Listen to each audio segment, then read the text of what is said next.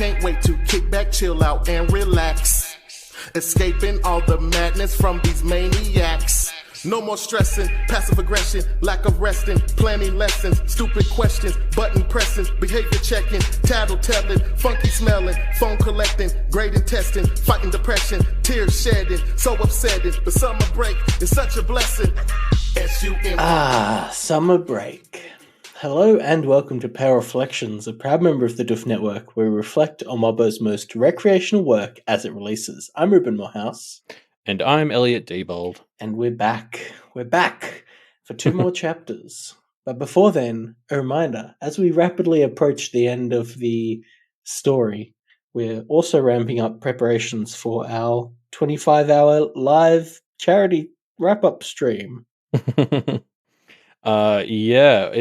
It's really starting to come together. And it's if you guys have half as much fun viewing it as we've had putting it together, it should be a blast. Yes, there have been a lot of Saturday nights who've been yelling out wild ideas for segments that are now very exciting. Such as one segment that we're planning to run is a Pace spin-off one-shot. So obviously Pace was our actual play podcast that we did as a donation goal from the last charity live stream. And we're going to be doing a one-shot of it. But this time you're going to be in charge, Elliot. Yeah, now that I've played 14 episodes of Pace, I'm an expert at TTRPGs. Mm-hmm. So it's time to take the reins. No, this will be my first time DMing. I'm terrified, but I feel like I have a good idea, so hopefully it'll be fun.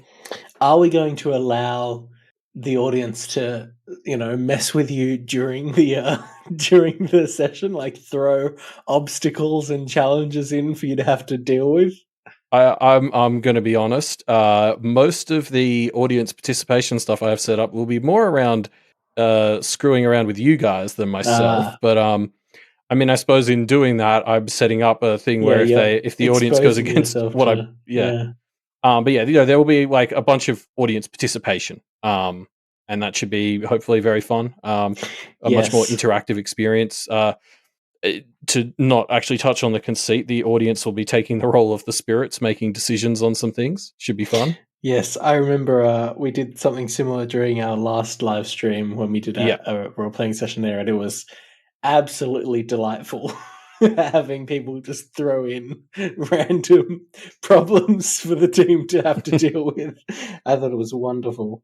It led to some of our best moments too. Like that bit with Scott's car, I think was started by a viewer throwing a curveball at me. Yeah. And then I ended up stealing Scott's car from him. Oh yeah. Good times. Like good times.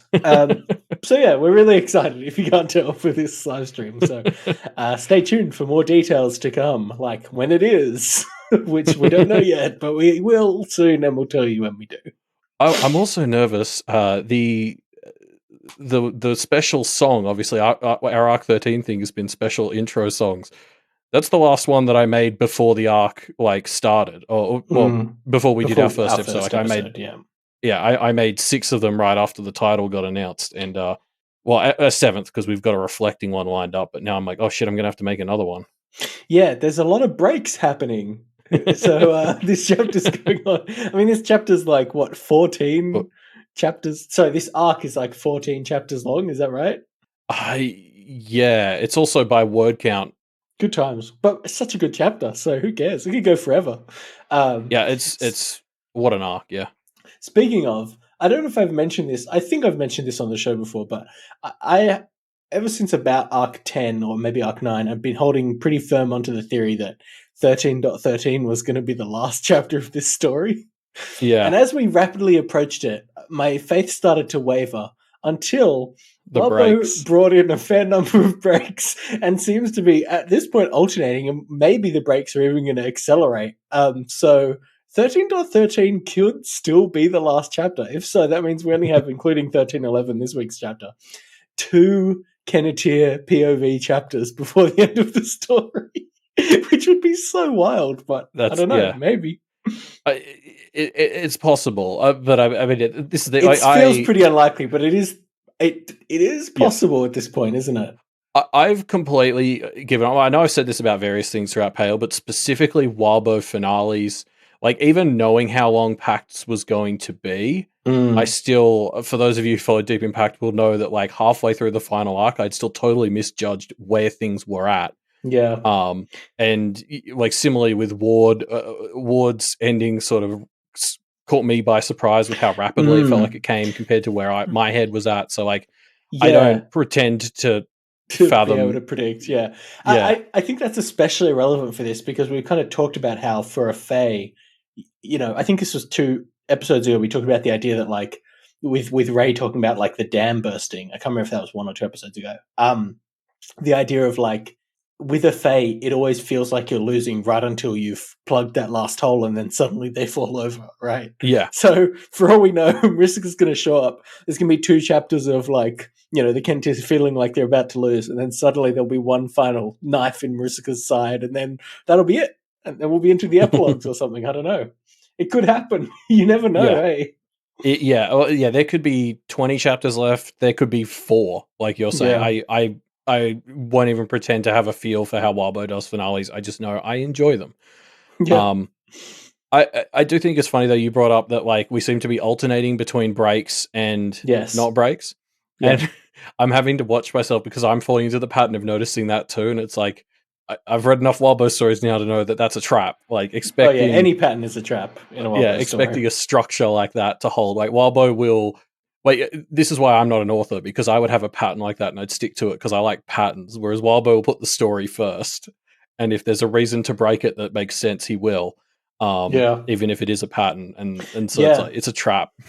Yeah, but I mean, the break, I think we were thinking about in the last few episodes how we're actually going to be able to see the Carmine contest when the Kenneteers aren't, allowed in, basically. Yeah. And we effectively have gotten the answer to that in the second chapter that we're talking about this week, which is break 3, because, the answer is, the breaks are going to be there to help us see, hopefully, I mean, presumably, more of these battles, right? Break 4, we're going to get soon, and it's going to be from Breastbiter's perspective, and he's going to fight, Reed and then die. So that'll be fun. No. You still holding out hope that Breastbiter's going to go all the way? I am all in Team Breastbiter as of this week. It was a pretty good Breastbiter chapter, wasn't it? Any reservations I had about him have completely disappeared. And we'll talk about that as we get to it. But I'm now the head cheerleader of the Breastbiter squad. Yeah. Should we get into it? Any more kind of miscellaneous thoughts on these chapters before we dive in? No, I guess I just wanted to point out to what you said before. I think all the breaks, arguably, have been about the contest so far. Like even the one with Ray, it was about Charles getting free, so he could Charles get escaping. Here. Then break 2 was John getting there, and then break 3 has been the first fight between John and Ondvark. Which means I'm letting go of my hopes for the Jasmine break where she breaks up with the handsome man. Very sad to see that idea go. Yeah, I mean, I don't know if that's going to be enough material for a full chapter. Would be my thought. No, because it won't go that well. And then I wanted to see Miss get involved and Jazz maybe start to become a little aware or something. Mostly, I just want a chapter from Jasmine's head so we can see the world how she sees it. Because she's just so awesome. Yeah, that would be very fun. Hey, I guess let's get into it, huh? Yeah. So we start. Let's actually start talking about the chapters now. We start with Summer Break 1311. We're in Lucy's head, and the countdown finally reaches 0. Elliot 0, nada. I'd kind of lost the thread of the countdown in between the breaks, but it's here. I actually didn't notice it on my first read, but going back through for making notes for this show, I saw 0. We start with 0, and knowing that shit really kind of starts to hit the fan in these chapters, it's a perfect way to really indicate that, I suppose. The preamble is over. We're in the end game. I'm really glad you brought it up because I missed it on both my reads, and. Yeah, because I guess now that the fight had actually started and we were in the final day, I moved the countdown out of my brain. But you're right, this is the best little sort of finale for it. I'm a little sad that we went with 0 instead of Blast Off, but whatever. I mean, to jump ahead, the end of the Alabasters like interlude in the next chapter very much ends with a sort of like, and here we go moment. Yeah, even though two contestants are already dead. Well, yeah, I guess the Alabaster did not have high thoughts of them. Yeah, like the here we go is really because Charles and Marcy have actually showed up now. Well, they're 20 minutes away, but yeah, same diff. It is effectively the same diff, isn't it? It's not like anything's going to happen in the 20 minutes between them breaking the perimeter and them getting to the arena. Oh, I'm sure the Kenneteers will encounter all sorts of trouble in those 20 minutes. Well, sure. Yes, I mean, nothing. Probably Charles, Marcy, and Liz are going to have a very breezy stroll over to the Kennet Arena. But yeah, I don't know. I actually got the impression this arc might be ending based on the Alabasters thing and the fact that now the countdown's hit 0. You've been saying that for like 6 chapters, though, to be honest, yeah. Elliot. I don't think we get... I'm getting back on the arc 13 is the final arc train. There's no more arcs after this one, apart from the epilogue arc. For 6 chapters, I've been saying it will end when the thing hits 0, and now it has, so we'll see. I don't know. It doesn't feel like we've had enough breaks to justify the breaks yet, but whatever. A quick little other thing as well before we really get into the chapter, 10 minutes into this episode. I think it was one of the chapters this week. We overtook Twig in word count. Hey, suck it, Twig. We're coming up close on overtaking Worm as well, and finally overtaking Pact in chapter count, which is a fun one. Yep. Good stuff. All right. Thanks for the stats there, Elliot. I really like stats. So, to describe this chapter, this chapter begins, Lucy and the gang are keeping watch over the arena, preparing to prevent Charles from attempting to enter. Zed does a bit of quick, cheeky spying on Jasmine. I mean, you say Lucy and the gang, but something that sort of comes up is that it is just Lucy. I mean, some goblins are running around the car park. But, yeah, Chloe and Nibs are here. Verona shows up pretty quick. Yeah, but like the Chloe and Nibble are very much in the distance, and like goblins are. I mean, they are company, but not the company Lucy needs right now. Is how I phrase it. I really like this moment when Zed like sort of first identifies that she's alone, where she says that where he's like, "Are you guys okay?" And Lucy sort of explains where Avery and Verona are, and Zed's like, "Wait, you're alone?" Because I'd sort of not quite tracked that, like between her being on the phone call and stuff, I'd been like, "Oh yeah, she has people around. This is fine." And then it sort of hit me the same moment it hit Zed, and it was like, "Oh, how? You should not do that right now. I'm glad you're on the phone at least." Yeah. Lucy's obviously still not in a great place following the hellish night that she's been having. But yeah, I mean, Zed and Bree do pretty well to get Lucy into kind of like battle ready mode. I feel kind of bad saying that because obviously she's in a bad place, and doing the old Verona move of squashing that down so that she can keep fighting is not great, but probably necessary for right now. Yeah, I think this is a situation where it becomes what I would actually recommend. Like, I think we spent a lot of this podcast ragging on the Kenneteers as a whole, but yeah, particularly Verona for not actually addressing their issues. This is a situation where Verona? Do we think we're being do you think we're too unfair to her as a podcast? I definitely project my own problems with myself onto Verona more than the other two, so probably. Yeah, I don't know. I do think Verona does it the worst, but then again, yeah, I don't know. She's the one who I feel like I've connected to with having the same problems the most. So yeah, and she's probably the one who has the most active problems in her life right now. Hey, I just feel like she's done the least to actually address them. She continues to bottle them up. But anyway, as I'm saying, let's continue to be unfair to Verona in this Lucy chapter.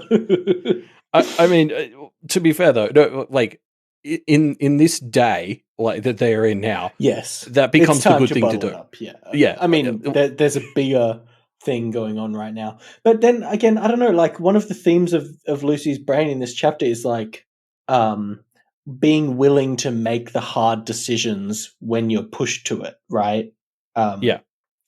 And potentially us saying okay, now's the time to bottle it down and and push through or whatever is falling more into what Lucy's talking about, like making the unhealthy decisions, even though that's sliding down the slope of taking away from your victory. I don't know. I don't know if I agree or not with that thought, but just kind of like, yeah, it feels like it's along the same lines, at least, right? Which maybe merits a bit more thought. I don't know. Yeah, I see what you're saying. It depends on what it is. So, for instance, like Avery's still not going to tell them that she's leaving, presumably, right? And that's bad because what that means is it can be like weaponized against them. Like I've seen a lot of theories, and 100%. Like everyone's expecting Marissa to weaponize that, to drop that bomb pretty soon. Presumably very soon. Yeah. Whereas. Like something like this here with like Lucy just trying to distract herself from the stuff with her mum and like focus on other battles. Like this is a situation where it's like, yeah, forget that shit. You've got plenty to deal with. Like that's something you can repress right now. And I am worried because there's a lot of signs in this chapter that Lucy is basically just suffering from a bit of like psychological shock. Like she's got shakes and she's been through a lot. So, sort of not dealing with that right now is kind of how you end up with PTSD. But also sitting out and letting your town get destroyed by Marissa and Charles would probably also lead to some bad fallout. So, yeah, fun times in Kennet right now. Yep. Yeah, definitely. I do to go back to Zed and his attempts to comfort her. I did want to call him out for like I like how adaptive he is. Like he keeps sort of trying different strategies and responding to what Lucy's actually saying to him. Like he tries humor, doesn't work, so he like tries to relate. Then he like ultimately is just like, why don't I help? Try to connect to your mum and like take some weight off your shoulders in that regard. And then he pulls probably his best move, which is handing the phone over to Brie and letting her do it. But yeah, just I really liked how Zed and Bree sort of handled being Lucy's emotional support network in this moment. Yeah, I don't know if we should be that critical of Zed. I kind of felt like Zed was doing a pretty good job in the sense of, like, I mean, Bree seems to think that Zed is being too blunt with Lucy, but Lucy says she wants that. Yeah, we're at the point, like, again, going back to the theme of like needing to push it down because we're in fight or die mode effectively. Withholding information for the means of like being more sensitive is not the thing you want to do right now, I don't think. Yeah, and you're right, and because I think Lucy explicitly, like when Brie brings it up a few times, Lucy's like, no, I want to hear this. Yeah. It's information that is important for strategic decision making, Yeah, like it's relevant stuff. Like he's not just like hitting her with unnecessarily harsh information. It's all pertinent. I don't know. I do think though, like for someone else like Avery or Verona, I think Bree's tactic of just trying to talk about anything else would have been really good. Like she just brings up school and stuff. Then she makes the mistake of bringing up dogs, which was pretty funny. She's like, "Oh yeah, we're gonna go back and see the dogs," and I was like, "Oh, that's not whoops, not a word." Daisy. Yeah. Yeah, no, you're right. I thought they both did pretty well. Especially considering, like they were the only ones who were talking to her at this point. The other thing I really wanted to bring up from this segment, so Jazz is still out with the handsome man. Yeah. Isn't it like 4 a.m.? Yeah, I mean, so John set out at midnight, took him, like 3 hours or so after all the Kenneteers shenanigans to get in. Feels about right. Yeah. Maybe like 3:30. Fucking party hard, Jasmine. Yeah, and, Zed had pictures. They were like, Jazz and the handsome doctor were out chit-chatting to another couple. Is that right? Yeah. What a long night. I have to see, like, because obviously, like those who listen to our other show, The High Ground, will know, like, Georgia is a doctor here, and, like, if it works the same in Canada, like, she, every couple of weeks, has to do nights. Where she's like working. So she's used to the late night shifts. Well, yeah, most people in the hospital are just sort of used to having to adjust it because, like, they don't usually, like, it's not something where they put you on nights permanently. Or some people get that, and they're all a bit like different. Is how Georgia describes them. Sure, vampires. You can just say they're vampires. But like the majority of people will work a night shift. I don't go out in the day. That's my impression of a nighttime doctor.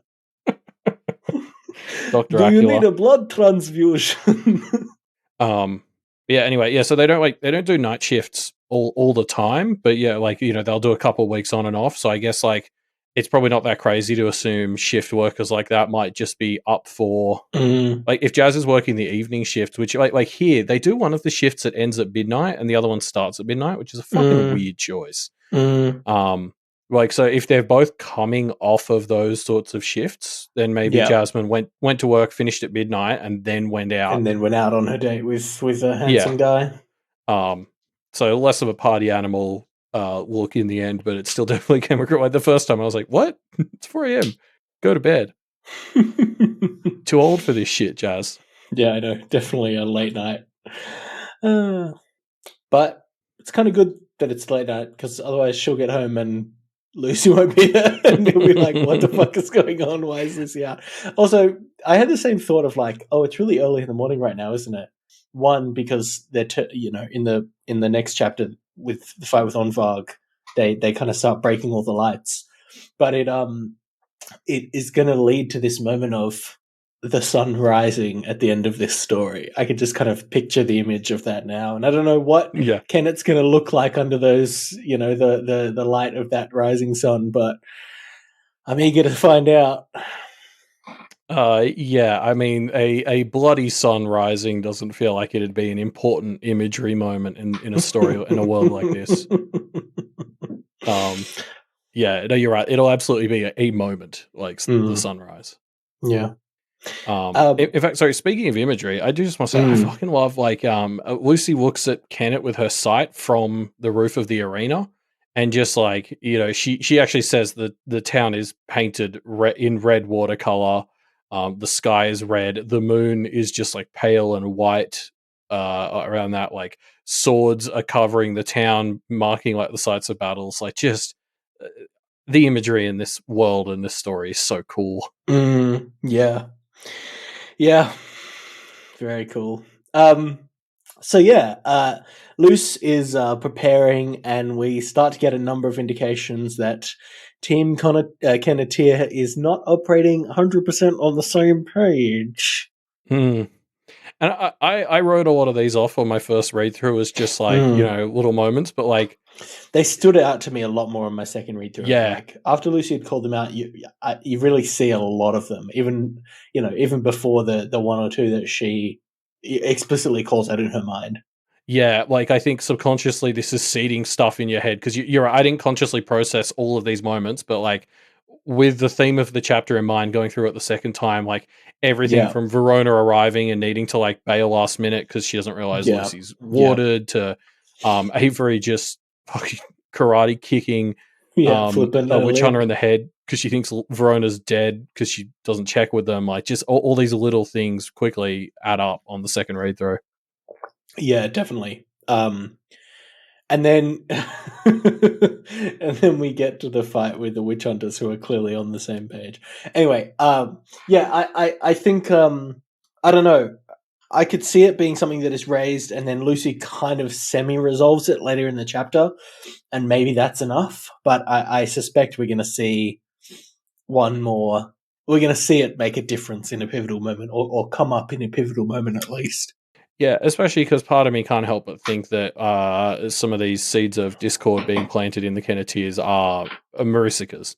I mean, yeah. Like, as much as I'm sure some of them are just like organic problems that existed within the group that we've been talking about for ages, like there's no doubt in my mind that Marisica has massaged some of those issues so that they've been more exacerbated than they otherwise might have been. Well, I mean, we've been talking about Avery leaving Kennet for Thunder Bay, and that to me feels like the most explicitly seeded by Marisica for this exact purpose of using it during this, like, in a way that is almost insane to think that could have been what Marisica was up to when they first had that conversation with her with the 9 traps. But like, it really feels like it's true. It really feels like, Marisica isn't even going to need to get it from like John or anyone else. She's just going to know it because she seeded it in Avery's mind all those months ago. Yeah, or you know, like maybe it was a decision Avery was going to make eventually at some point anyway, and yeah, Mariska's just accelerating it. But you're right. Like this is that whole thing Ray was talking about, whereas afterwards we're pointing to this like perfect line of causality where Mariska seeded this thing, but that's not really how she was. She was just, you know, fairy, and they'd hate that I'd say this. She just kind of throws spaghetti at the wall, and some of it's stuck. Yeah, totally. I mean, she's seen who Avery is, and from there we'll be able to, you know, is able to pick out the threads that will lead to the outcomes that she wants. Well, and not just that. Like, obviously, she had the 9 gifts that she gave them, and we talked about this with the like fortune teller in the fairy markets in Arc 8, where that fairy was sort of like, oh, she's young, and I think Verona phrased it as like she blew her whole load with those 9 gifts. So, like, not necessarily all 9 of those things Mariska has done will be like pivotal, but that's the point. Is she put 9 things out there, set 9 things in motion, and if a couple of them work in her favor, that might be all she needs. Yeah. Like the Pam thing doesn't really seem to have gone her way in the end. Well, the Kenneteers, I think the Kenneteers won that fight, right? Yeah. Like the Pam thing could have gone that way, but worse. The Kenneteers took enough steps to close that door for Marcy. And that's the part that is like hard to keep in mind is while it feels like they're losing ground, they have, hopefully, unless Pam comes back in the next few chapters, they have won some solid battles that they just didn't really know were pivotal battles because they didn't become that. Because this is the other side. We can't, I can't confidently say that the Pam thing was a win for them. I think it was. But if it turns out that I'm wrong, I'm not going to be shocked. Yeah. But yeah. Yeah. So yeah, Lucy and Verona are kind of prepping, but their prep is interrupted by a gun that gets shot at them. Lucy's protections are enough to protect them, but the bullet kicks off a fight between the Kenneteers and these 2 witch hunters that we have alluded to. Yes. And as you said, like obviously fitting in with the theme of the chapter, these 2 are just incredibly in sync. Yeah. And it really sort of highlights how much the Kenneteers are not. Yeah, I love something that happens right at the start of this fight is Avery shouts out to Lucy to warn her of some incoming blow. And, you know, like 3 lines later, the woman whose name I can't remember shouts out to Emmett, who's the male sister / partner / wife. Yeah, that's right, Marta. And it's just like I saw this on my second read through, and I was like, I mean, they're it's like, again, we've seen a lot of the Kenneteers being used to compare to different groups, but I love that the witch hunters here are so clearly set up as they're the Kenneteers, but they're just more competent right now. You know, they're just more on the same page, and it's just so fun. Also, very like humanizing that these 2 are like watching each other's backs and calling out like, "Oh, watch out for that monster that's going to come around here and get you." Like they're you know, it's humanizing enough that I dislike that the Kenneteers are on the opposite side for these. Like they're not Cleos, they're humans. You know, all shade intended. On Cleo there. Very fair, I think, given what we've seen of her. When later on they're, you know, counting out the witch hunters as they line up, and Lucy thinks, no Cleo. I was like, oh, thank God. Thank God we don't have to worry about her. Or maybe that means we have to worry about her more. I don't fucking know. Yeah, true. That said, like, as much as the focus here really is on how the Kenneteers sort of aren't on the same page, I do just have to call out how much I do fucking love this barrier Lucy sets up for herself. Like, it's not a very good team play because, especially since the others aren't aware of it, it causes more problems than I think it arguably solves. It stops a bullet that was fired at her, so that's probably not true. But just like having this thing powered by, she picks like Engine Head and Smolder, who are the 2 really like synergy with her whole smoke deal. Spirits, like the way the Kenneteers are constantly surrounding themselves with like spirits that vibe with them. I'm just so glad the spirits got added to this story. They're fucking cool. Yeah.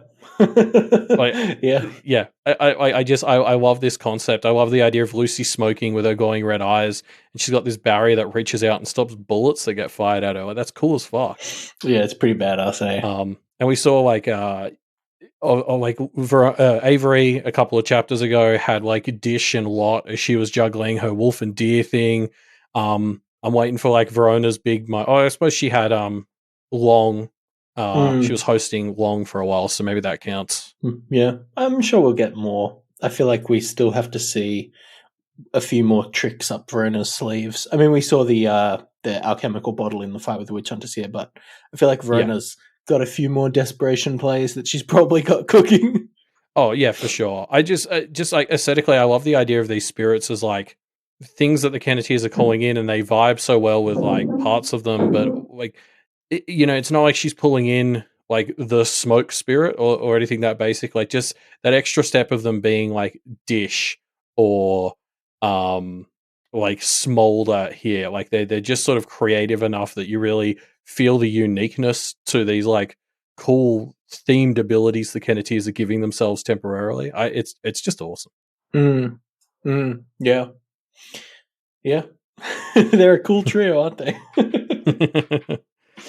I want to kind of get your vibes on the witch hunters and whether there's like any chance of the witch hunters being redeemable or on the same page as the Kenneteers here. I think we're jumping across the two chapters a bit, but I think that's fine. Like, yeah, because to start with, this fight with these two witch hunters here starts with them shooting a gun at Lucy, and that's like obviously a straight to the point. They are here to capital HW hunt witches, right? But having said that, the battle slows down a bit, and in Break 3, the next chapter, we get moments of the witch hunters starting to get glimpses that there are things at play here that are bigger than them, or at least bigger than they thought it was, right? Like, that's the impression I got, at least. I know we talked a lot when the witch hunters were first showing up about what are the battle lines going to be between the three groups of Mussa, witch hunters, Kenneteers. I don't know. What do you think? Is there a world where the witch hunters are more of a help than a hindrance, or is that just unrealistic? Yeah, I mean, we've talked about this in the past. I think the last time we talked about this, you reminded me we sort of ran a discussion question asking people where they think the witch hunters can go. So yeah, I'm super interested by this idea that seemingly a lot of them at the end of this week have joined the competition, perhaps not really understanding what they're doing. Or did they join, or are they just kind of crashing the party and they're not there to compete, but just to, I don't know, fuck shit up? We'll have to see, I guess. Well, I think if they're just there to fuck shit up, then the judges will fuck them up. Yeah, I know, it's gonna be super interesting. I do think there's hope. Like the ones at the end of next chapter that Avery and Lucy are with. I think it's like Clint, Roxy, Rocky. Yeah, the angry one, Rocky. And I think there was another one there, maybe, but like it seems like there's maybe room for a dialogue to be opened there. But like this wider group of witch hunters has clearly, like, the time for talking passed a week ago at this point. And I guess I'm just glad that they're all pointed not at the Kenneteers way at this point. I wonder if we'll see any kind of fracturing in the groups. Like, we've got the witch hunters that have broken in around the back, and then we've got Clint and Rocky and that gang that are seemingly more hesitant. Obviously, we have the nice witch hunters and the Lighthouse gang as well. Or sorry, was that it? It was the what was the name of the group that Cleo was from? Was it the Lighthouse? Is that right? No, the Lighthouse is everyone else. Cleo was Montreal. Montreal, that's it. Sorry. Yeah, I don't know. Like, is there an opportunity that they're going to, fracture along the lines of being a decent person or not? Yeah, well, I mean, because the thing there is now there's like a bunch, like only half the squad we met in Arc 12 are still here, and it kind of sounds like most of them are with the Kenneteers now. So they're the group that we could sort of hopefully save. Whereas like, Elise and Harris and stuff are dead, and then it sounds like 90% of these reinforcements are people we've never met. So they're probably, and they're coming in to mop up a mess where like a bunch of other witch hunters died. So of course they're going to be like angry and shitty and not talky, like not willing to talk out problems. luckily they're all the ones who have seemingly gone to die in the competition. So it'll be interesting to see, just where it goes with these remaining ones. Yeah. And just like I'm really interested to see how the judges do handle the witch hunters, because like there needs to be that acknowledgement that witch hunters wouldn't exist if practitioners were doing their fucking job. Like that, they sprung up organically to fill up a hole that practitioners were meant to be covering. So I'm super interested to see what the judges really think of them when they open the dialogue. The Alabaster was very mum on her actual opinion of what they are and what they represent. Yeah, true. That's an interesting thread to pull out. But the other thing that really comes up, like, so aside from the fact that these two other witch hunters that the Kenneteers are fighting are really in sync, the other sort of thing that is constantly in Lucy's mind throughout this chapter is the Kenneteers are really thinking about how to manage their resources. They talk a lot about balancing, like they need to use, like this is the night they want to use everything, but then also they don't want to use it all too early. Yeah, or like they want to use the glamour before Marcy shows up, for example, because that's obviously a bit of a weakness. But like that's almost the easiest. That's almost the easiest one. Like you can just say, go hard on the glamour now because we won't need it later. I mean, I'm saying this as I'm saying this as one of those people who gets to the final boss in a video game with like a full stack of grenades. Like it's a really hard thing because like they don't know how many fights they're going to have to be in, so there's every chance they leave themselves vulnerable. But then, at the same time, like you don't want to come out of this day with half of your arsenal still behind you. Yeah, that will lead to regrets for sure. Yeah, exactly. On the other side as well, though, like this fight was so cool because like the Kenneteers are really just pulling for, like they've gathered so much cool shit throughout this whole story, and we were seeing like Avery brings out her glass crowbar that's brand new and is now fucking gone for the day, which is all that matters. And then like Lucy is pulling out new curses, but then they're also using like their old staples from the early arcs. It's like it was really fucking cool seeing all this shit from the entire story come in and out as they were just like cycling through tricks. I was like, we spent 1.5 million words gathering all this cool shit. Now we're using it, and that's awesome. Yeah, I wonder if we'll get a Kenneteers backpacks bonus material again. That would be kind of nice, I reckon. Just as like here's all the tricks they have up their sleeve ready to go. It'd be too long now. Yeah, true. like all just so many little things. Like even later on, they walk past the arena and Lucy thinks, "Oh yeah, we opened that with the rat fink key." I was like, "Fuck, I forgot about the rat fink key." Like that's from like 10 arcs ago. Like everything's coming out, and it's just really cool seeing all the new stuff and all the old stuff we forgot about, and they're going through all of it. That said, though, like in talking about that balance of not using it all too quick, they go through a lot in this fight against these two witch hunters, Emmett and Marta. And what do they? What does it achieve? Like they get a shield. They do acquire the electric shield. That's true. Like that is a good loot drop, but like. I mean, overall, they didn't even really defeat these two. Like, no, yeah, you're right. It definitely feels like they just kind of got in and got out with a shield. Yeah. That's all they really accomplished. They used a lot of stuff in the process too. Like, I don't know. Like, it sort of comes back to all the stuff Lucy's worried about them being out of sync. Like, this is the thing. They use a lot of stuff, and I don't think this was a fight that really warranted it. Lucy, the second she caught up to Avery, should have been like, Let's bail. Let's fucking get out of here. I don't know. Or they should have tried to actually win it. And I suppose the other last thing I want to bring up is they're like juggling all this stuff, and we're talking about not using glamour. We haven't seen them talk at all about any possible plan they might have to actually confront Maricica, right? Like last time we went for a confrontation with Maricica, they spent like almost half an arc transforming themselves, learning new tricks.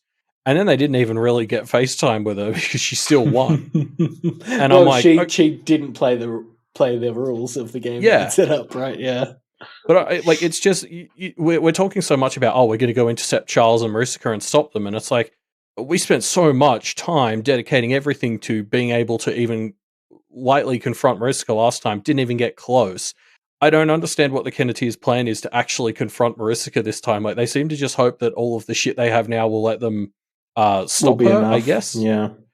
I don't. It's a fairy, so maybe no plan is the best plan. Like that's very goblin-y, I suppose. But like, there hasn't been that same purpose behind like, oh, when we go up against Marisica, we need to goblinize ourselves.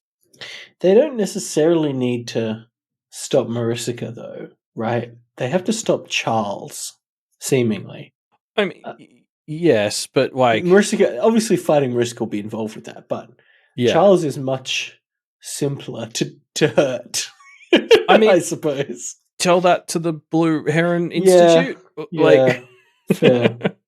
Like, yeah, that's the thing. It's like, Charles is the easy target, but not while Marisica's backing him. With Marisica behind him, they seem to be able to pull off some insane shit. So, yeah, I'm just sort of surprised by seemingly the lack of purpose behind how they want to tackle Marisica. They do seem to just be planning on winging it, and I don't have a better plan. I'm just surprised there haven't been conversations about like, what do we do when we find her? Yeah, good question. So yeah, back to the witch hunters they're fighting. Freak and Squeak get pulled in to join the fray, and Lucy deploys a curse on Emmett before giving him death by 1,000 cuts with a fan. I love that it's called the Whittler's Curse. That name really holds up. Yeah. Interestingly, I think what she does that is arguably has a bigger impact than this curse she lays on him is she puts down a silence rune that affects the two of them, which means he can no longer communicate with Marta. And that's really what allows her to get the upper hand and do stuff like put the curse on him, is she cuts off their communication. And I suppose as we're talking about Marisica presumably having done this to the Kenneteers, I'm like, something to think about, Lucy, that like seemingly in a story that has, since day one really been about cooperation and teamwork, we're seeing that one of the best ways you can do that is cut people off from each other. It happened to the Kenneteers. They're doing it to people here. Like maybe that's how you get to Charles. If you can figure out you just need to get him away from Marisica and then he's an easy target. Easier said than done, of hopefully. Course. But yeah. Yeah. And like Verona even here, she starts experimenting with, I guess like some sort of psychic stuff. Like she's pulling on their connections and or pushing vibes through their connections, which I assume they can only do because they awoke together. It doesn't work here, but I was like, holy fuck, if that's an ability you guys can get where you can basically psychically send like vibes to each other, that will be hugely powerful. Yeah, it's definitely a useful one, hey. Like Lucy makes fun of Emmett and Marta's like grunt system. And it's like, well, you have the potential for a way cooler one right here. You don't need to use grunts. You can just pull on each other spiritually. Yeah, definitely.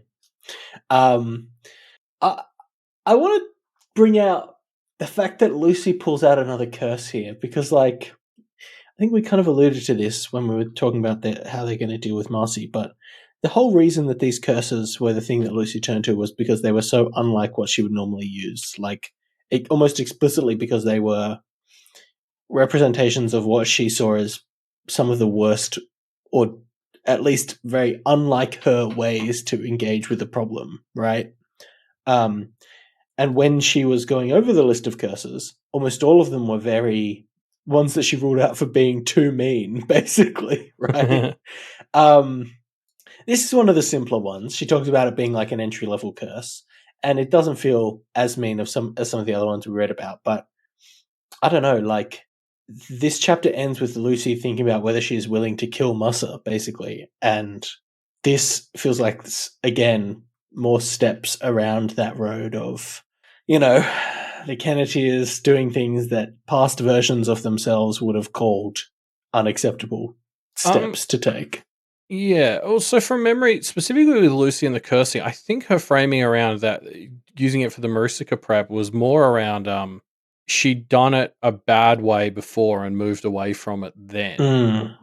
Like the problem wasn't that it was something she didn't want, or she wouldn't do. It was something that she did too easily.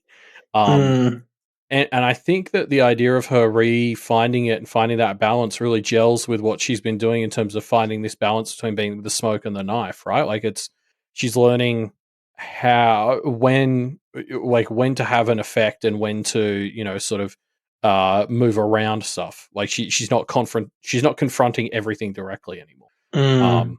Like the Widower's Curse, yeah, like it feels like another one that I can see her using in this sort of moral way, because it's one where the way it loses its effect is if you stop fighting. I can kind of get behind a curse that's effect is to make that rewards you for not fighting anymore. But then at the same time, also while it's fighting, she fucking death by 1,000 cuts him, which is pretty grisly. Yeah, I don't know. Like, all of the curses that we heard about have some level of built-in fairness, in air quotes. Yeah, I don't know. Like, still feels, again, not bad or even anything that I would disagree with, but like another marker of being more willing to blur the lines in desperation, which is what has led to the current practitioner society, right? Yeah, it'd be interesting to. I forgot to go back and look whether the Whittler's curse was something we heard about in that chapter where she was picking curses, or because like one of the big things is she had this ready to go. Like, she didn't draw this curse on the fly. She had it in her paper stack, so this was premeditated. It was prepped. Yeah. The question is whether she did that before or after Charles escaped, because I think Charles escaping was sort of that point where she started to consider things are going much worse. We're losing ground. Yeah, exactly. So like for me, that would be the clincher on whether your instinct is right. That like, I think you probably are. That it's like this is something that she was more willing to use after Charles escaped. Because she would have had time to prep it between now and then. Yeah. Hey, Lucy also calls out that Emmett looks at Marta, and Lucy thinks he looked at his partner, wife, sister, maybe a combination of two of the three. And I know which two. I'm hoping it's not. But thinking about it, they are clearly partners. So that means one of the two. If it's 2/3, it's a kind of a logic puzzle, right?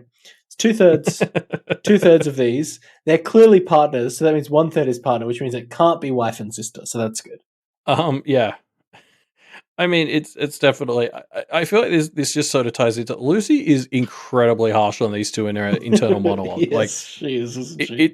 It took me back to reading Ward, if I'm being honest. Like the way she just like absolutely blasts the way they look. Yeah. And like I read this as very much like, like I do think she's a little bit in shock, and in Lucy that sort of comes out as anger, and I think this is just like she's just mentally not very forgiving right now, and so it's like she's looking for an excuse to be angry. So when these two show up, in her head she can sort of be like, oh, they look stupid and they do their haircuts themselves and they're bad. I should fight them. Because it like just comments like that feel very kind of harsh by Lucy's standards. Like, she's not usually just looking at people and being like, there's a like 50% chance they're inbred. Like, pretty harsh, eh? Yeah. Yeah, chill out a bit, Lucy. I mean, I know you're on opposite sides and they did shoot a gun at you, so maybe you don't have to chill out that much, but I think just with all the stuff going on with her mom and John, she's just, the barriers to her, steering herself in the right direction are just, not there. Yeah. So Avery and Lucy regroup with Rona, and the other sides all rally up too. We've got the witch hunters here, and Musa appears, carrying with him Zed and Bree. This is a very like hype moment. Like, Musa just arriving is just very much like, oh, okay, we're doing this now. Yeah, I mean, I know it wasn't this, but I really pictured the almost like a superhero landing kind of vibe of Musa just falling out of the sky, landing on one knee, slowly rising and looking over the Kenneteers in front of him. No, see, he's got much more, and it's the vibe I prefer over that. It's like the number man vibes of just casually strolling in and looking around like nothing matters to you. Oh yeah, yeah. Like that's the vibe he gives off to me. Like, he just sort of strolls in, looks around, and is just like bored because this is all beneath him. Yeah. We kind of mention the fact that Lucy brings up that the gang's a bit off kilter, and they kind of, she calls out like, hey Avery, like, I know you were feeling like you were behind, don't feel like you have to prove anything. Like, she takes some good steps here to kind of hopefully level everyone out a bit. I don't know if that's enough to resolve it. We'll have to see. Yeah, no, I don't feel like it's resolved, but like, acknowledgement's the first step. Yeah, it's good. So it's I mean, that moment you called out with Avery specifically feels like I feel like Lucy is accidentally exactly on the money there, because Avery gives her a weird look afterwards, and I was like, it's been a long time since we were in Avery and Verona's heads, but like Lucy's right. Avery was very upset at how much of their last few days, her getting this stuff, cost. And I can totally see in Avery's head, this is their last day together. She's going to have to tell them after this is over that she's leaving. Like, she probably does really want to be the one who makes a difference so she can feel better about leaving. Is she leaving today? Like on the day that it's now 4 a.m. of? I think tomorrow. Okay. I'm not sure. I am a little confused about exactly. I feel like Avery's been a bit in denial, so we haven't really been seeing an actual timeline there. Oh, it's the same with like school. I don't know if I think the school starts tomorrow. Yeah. Which I think, I don't know. It's one of those things with the English language where you get a bit confused about whether something is on the deadline or the day after the deadline. Yeah. So I have no idea, but it's within 24 hours of now. She probably has to tell them realistically. Yeah. So I do see Avery being in a zone of like needing to be the one who sort of saves the day and putting extra pressure on herself so that she can feel better about telling them. Yeah. Another fun thing that happens here. Cherry attempts to throw the cursed rock at Massa and, makes it about, I don't know, 1/10 of the distance between them, which is a hilarious moment. But again, just like this rock, it feels like it's going to play a role in the finale, right? Like, I don't know if Wildbow's spinning us out, but like this rock has been here for so long. We keep thinking Cherry's going to use it to play some pivotal role, but I still hold out hope, Cherry. It's gonna happen. It's gonna be like you're gonna get it back to Marcy again at one pivotal moment, and it's gonna deal the penultimate blow that will allow Lucy to come in and finish her off or whatever. I do. I see, because I'd seen a bunch of people, I think on our Discord and some others maybe, mention that they were like, maybe Cherry Pop will give the rock to Massa. I think it was a semi-popular fan theory. I very much read this moment as Wildbow mocking people who believe that theory. Yeah. That said, I tend to agree. I really want this rock to be one of the things that help Cascades a victory, just because it will be hilarious. It would be so good. I mean, I guess she's not in the competition, so it can't be used against Breastbiter. I feel like using it against another goblin, or Marisica would be the other person, just like playing into that goblin fairy dynamic where she's the shittiest tier of goblin and she gets the victory. Just feel it will be beautiful. Hey, is there a reason that John couldn't still request all the other Kenneteers and Kennet others as teammates for the contest? I think the ship has sailed now. Yeah. But I mean, he absolutely could have, yes. And it's not like they have to die. Like, yeah. As I understand, the helpers are allowed to leave even if their person loses. Maybe entering the contest means that you're inherently tied to the seat as well, which possibly is bad. So if John ends up winning, they all have to be kind of Carmine, whatever, peons. I don't think that that's the case. But I guess the risk would be that, like, even if they can leave when he dies, I mean, presumably they're going to put themselves on the line to make sure that doesn't happen, and that's what he wants to avoid. Right. Yes. That tracks. You just spurred an interesting thought that I've just had, which is, does the contestant need to consent to their helpers being their helpers? Like, can the Kenneteers just say we're on Charles's team? For Marcy or Charles? Holy shit! What a twist that would be.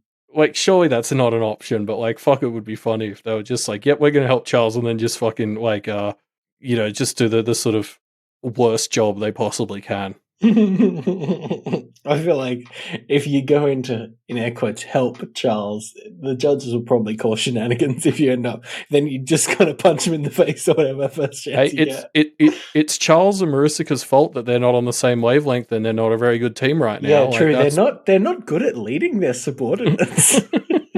Another reason why they shouldn't win. Yeah, I wonder. It also kind of opens up the possibility of like, is there somebody in Kennet they could use to make a kind of self-sacrificial play of entering the contest, bringing all the Kennet others and Kenneteers as their, their seconds, getting in, fucking over, Charles and Marcy, and then just like, I mean, this person will need to die, I guess, but then like throwing it to John. No, Guillerme. Guillerme is a good option. True. I've been spooking my Guillerme will take the throne theory for a while, but you're right. I'd also be willing to accept the situation where Guillerme intentionally, just so it's just him and John. Like he gets it to the point where John can win because Guillerme interfered and then sacrificed himself. I could see that happening. Actually, that's probably the one path I can see John ending up on the throne through now is Guillerme actually not winning but going into like sacrifice himself for John.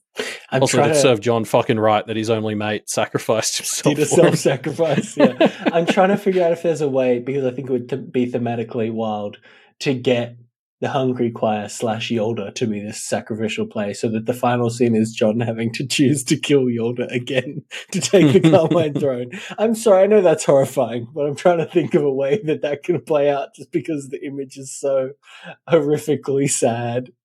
I've seen theories that Charles will call Yolda in as his support. But this raises the question again of like, can you, like they have to consent to being his support, right? Like, yeah, well the argument would be that, I mean, not really. Like I doubt Reed's bringing in people who are consenting. Interesting. It's probably whether you have the ability to force them in, and the theories I've seen relate to like Charles having claim over the Hungry Choir as its creator. Yeah, which might let him overpower the wards Bree has on her. I don't know. We'll see. But like that could be fun. Like you're right. The idea that if he has Yolda on his team, John's not going to have a good time. Yeah, grim. Oh, I hate that. I hate that. My thing that I said as a joke, I feel like now there's a possibility it will happen, and I hate it. So the finale to this chapter is pretty grim. Musa delivers a little bit of exposition, effectively revealing that he has condemned the town. Regardless of what happens here tonight, people are going to come in to clean house, binding others. It's not mentioned what will happen to the Kenneteers, but it doesn't sound good. Yeah, I think realistically that would depend on how much they, like, quote unquote, resist. Yeah, exactly. Oh, gross. So yeah. I love that one of the things Musa says when he sort of first arrives is like when Lucy first says, "Oh, you came in here and didn't respect our boundaries," and he's like, "You can only have what you can keep." And I was like, "Fuck! If like the Musas had house words, that'd be fucking them." Yeah. Like he's even still wearing his broken glasses, which I assume has to be because, if he stops using the familiars and implements, he loses some of the claim. Yeah. I don't know. Yeah. You just so. Like his whole vibe in this is like I hate the moment where he's like, "Oh, Zed, you remind me of Ray," and I was like, "Oh, fuck you." Yeah. Yeah. And Zed calls it out as like, you're the reason he's like that now. Yeah, exactly. Because then Musta's all like, "Oh, he got ground down by the world, not me. That's just how the world is. You got to go in like eyes wide open." And I was like, "Oh, like fuck that attitude so hard." Yeah, Musta's philosophy and perspective. I mean, like we've obviously seen him as a villain for a while, but I don't feel like we've ever had a chance until now for him to explain, in air quotes, his side of the story. And hearing that is so validating of him as just a horrific monster. Yeah, it's sort of exactly what you'd expect, which is just he. Like he's like, that's how the world is, and you can't fight it, so you just do your best in it, and that's why I do horrible things because it's a horrible world, and it's just like, fuck somebody who like that's their takeaway and not, oh, can we make it better? It's a horrible world, so I'm fine to stoop down to that level. Is effectively it, and it's shit. But going back to the town being condemned, effectively, the thought that it's like depressing, right? But the thought that it leaves me with is, I think just because of narrative conventions or whatever, we've got this idea of the Carmine contest is like, this is going to be the thing that decides if Kenneth is saved or not. But what this really demonstrates is, I don't think there's a way that tonight can resolve with Musa. I mean, Musa explicitly says there's no way for tonight to resolve where people aren't going to come in and clean house, right? Well, I guess he gets Raquel to say it, so maybe he is hedging his bets a bit. But it is kind of indicative of it. What it makes me think is Kenneth ideologically is too disruptive and dangerous to ever be safe. You know what I mean? Like, Kenneth is always going to need to be actively defended from an ideological standpoint, because it is a concept that is disruptive to the status quo of practitionering, right? So this isn't the fight. This is the first fight to protect Kenneth. And that's just kind of a very depressing thought, isn't it?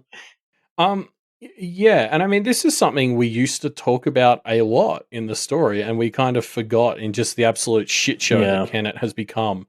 Yeah. Like, remember, we used to say this, like, remember when Nicolette first came to town in, like, Arc 2, and they sort of shoot her away, and we used to sit here and be like, yeah, but they don't really expect that it's over now, do they? Yeah, then it was Alex, then Zed, and the Kenneteers have done remarkably well at dealing with each of these things, but they just keep happening and they keep getting worse, right? Like, well, this is the problem we used to bring up back when we were talking about Nicolette and Arc 2, is like, whenever they win, that just sort of indirectly draws more attention. Yeah. Inherently, Mrs. Plan is for people to pay attention to Kenneth, right? Like, that's a requirement, and that means it's going to be contested. It's not secure enough to resist the entire world, you know? And like, I guess the thought here that is definitely something that has not occurred in my mind since I can remember. Like, I think we used to speculate about it in Arc 2 when we had no idea what we were talking about, but like, basically just the idea that like Miss and these days Rook, like, must have known this was going to happen, like, right from when Nicolette was prowling around, and then like when John came back and everyone was like, oh, the Alexander thing, we'll just that will never come back to bite us in the ass. Like, Miss and Rook are smart enough to have known that from the day they awoke the Kenneteers, this was coming. And Lucy has that thought here. And so it's just, we're sort of back on what is Mrs. plan with Kenneth here? And the Alabaster starts to see that there are definitely two distinct teams fighting for fates for Kenneth within the Kenneth others, presumably one being Mariska and Charles and the other one being Miss and Rook. You'd hope so. What else could it be? God, I dread to think.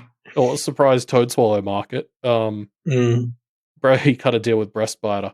I don't know. Like, it's just interesting that, like, this is just an idea that we lost track of, at least on this podcast, in just the last few months. And now, looking at it, it's just like, Miss and Rook had to know this was coming. They must have some plan for how either Kenneth can survive, or, like, is Mrs. plan literally just to ditch Kenneth, but now she's got her, like, kick-ass finder practitioner, and she and Avery can move to Thunder Bay and continue their grift on all the other finders. Yeah, God, I don't know. I mean, like, the thing that it makes me think is Toadie's plan, the market, is the only plan that feels like it has a viable chance at becoming self-sustaining, right? Because it gives a purpose for Kenneth to be left alone, because it's useful as a market as well as ideologically as a example, right? But it doesn't seem like Miss and Rook have that step to the plan. Well, and it's not something he could possibly get up. Like, it's like a thing that, is going to take decades to build. Yes, like, true.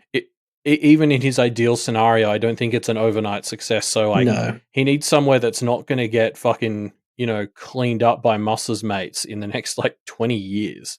So, like, his plan doesn't really seem relevant to these sort of final act. I feel like we sort of wrapped his stuff up a couple of chapters ago in that regard. And I'm just sort of, so now I'm looking at Miss and Rook, and I'm like, okay, what is your plan that's going to combat Mariska's? Yeah, I mean, like, the worrying thought is Marissa, I think we've talked about this a few times, feels like Marissa is going to have an ideological appeal to the Kenneteers, to the Kennet others, to some group of why they should support her, you know? Yeah. I don't know, maybe Marissa thinks she has a solution to this problem. Yeah, and I still think that probably will be how the confrontation happens. Like, I think this is a theory we've had for a while now. Yeah, it's like all the Kennet others are going to gather around, and I think Mariska and Charles are going to get to make their case. I think we'll have a fun vote. I'm interested to see, what Miss and Rook put up as their alternative that is hopefully less gruesome. Yeah, I mean, because the other interesting side to all this muster stuff is something we haven't really talked about on this podcast, because I was never really sure how much we should sort of go into it. But like, if you really think back to when this was going to be like just a handful of arcs, this story, like I think initially, it used to get talked about being 6-ish arcs or whatever. You can totally see how Musser's role in this chapter and the next one is really what Alexander would have been doing in that shorter version of the story. Like Alexander would be the one who had found her way to barge in here and was doing shit and was calling in, Musser basically to do the cleanup. And I guess the reason I'm sort of I have sort of decided to bring that up is just because I think now that connection has led me to think that I am starting to accept the theory that they won't defeat Musser. I think the Musser family will not be disassembled in this story. I think that might have to be a victory that is not within the scope of getting Kennet out of this mess. And I hate that. But then, is there a way that Kennet gets out of this mess? I mean, if there is, I think destabilizing a big family like the Mussers is not the way to do it. Like, that's continuing to escalate and draw more attention. Like, I don't know.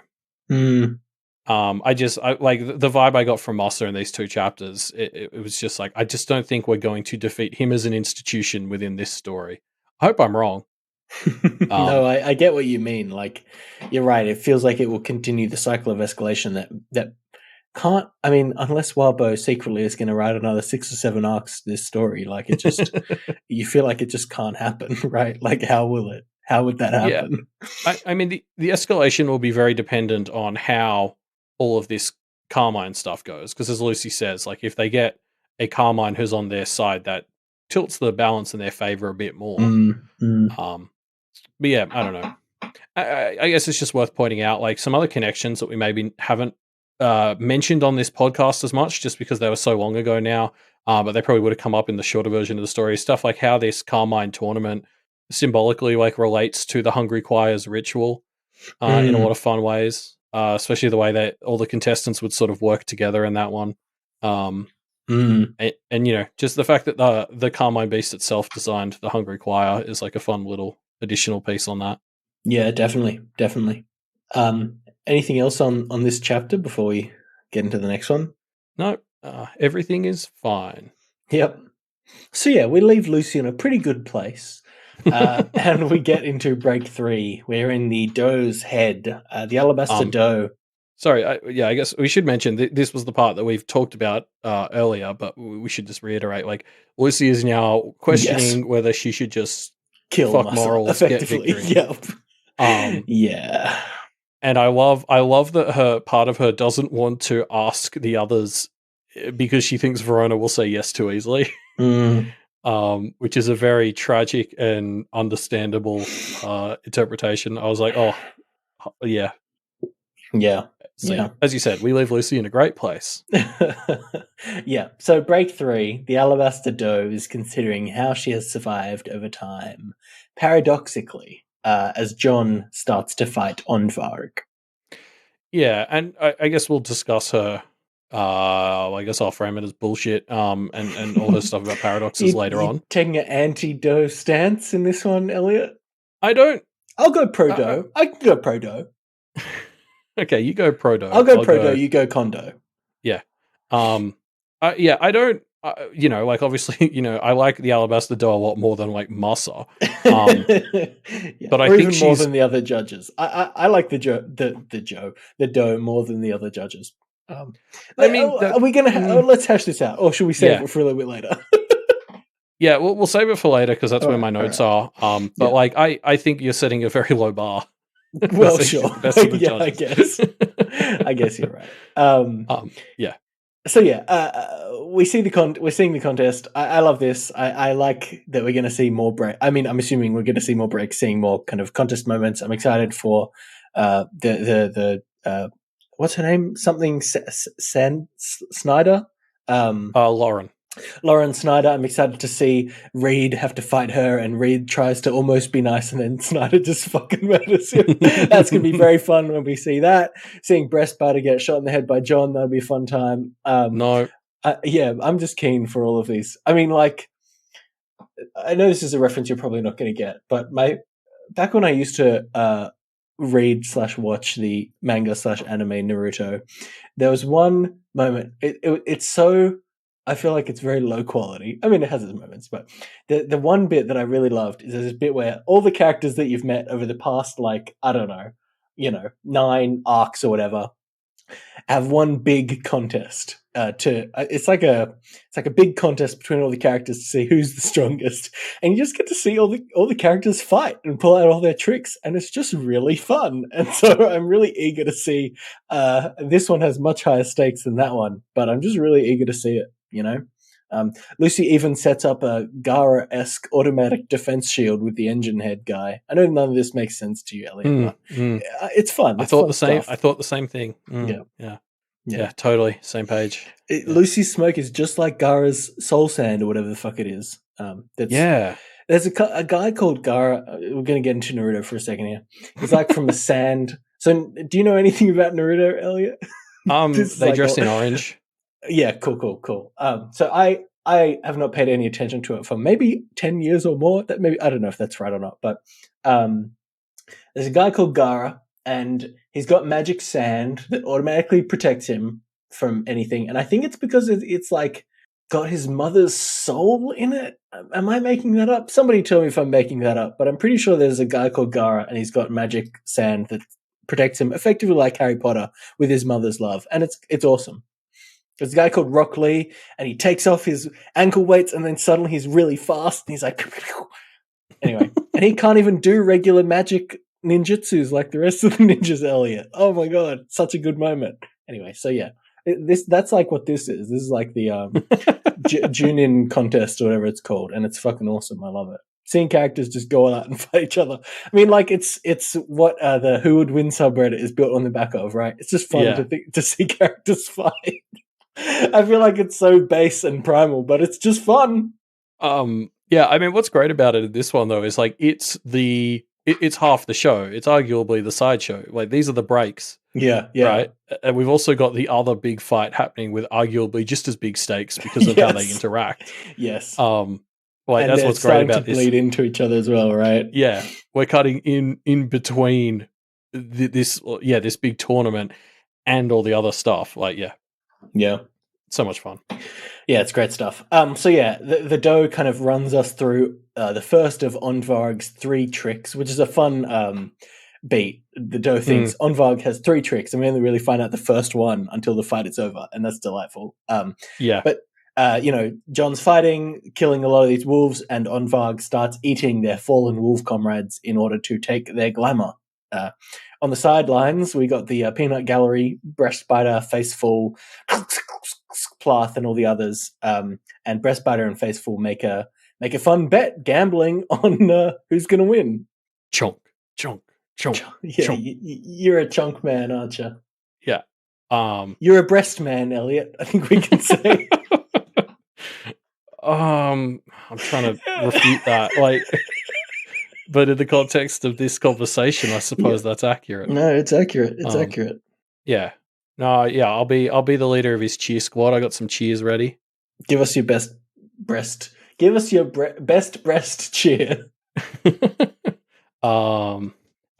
he's our man. He's our fighter. No, he's our man, our best fighter. Hands together for Breastbiter. That's so good. I love it. Oiled up, in he slips to get his lips around your nips. Yeah, Breastbite. Are you freestyling these, Elliot? They're wonderful. No, I thought of them the other day. Oh, good shit. I'm not that good. I'm not that good at freestyling. God, loved it. Hey, again, bit of a tangent here. I feel like as this episode goes longer and longer, my propensity to go on random tangents is getting higher and higher. But the Marvel Olympics just released a video that's just the chants. It's like 20 minutes long video of just the crowd chants for each of the teams, and I just love that vibe. Not the O'Rangers one though. Well, that's got to be in there. I'll be honest. I only listened to the Green Ducks one. It's just Rangers. Good stuff. Anyway, so yeah, Wabo, you know what to do for your next bonus material. Just put out a 10-minute YouTube video of all the chants that people are going to do for the different Carmine combatants. Yeah. God, I'm trying to think of what you do for like Faceful. Just cry, I guess.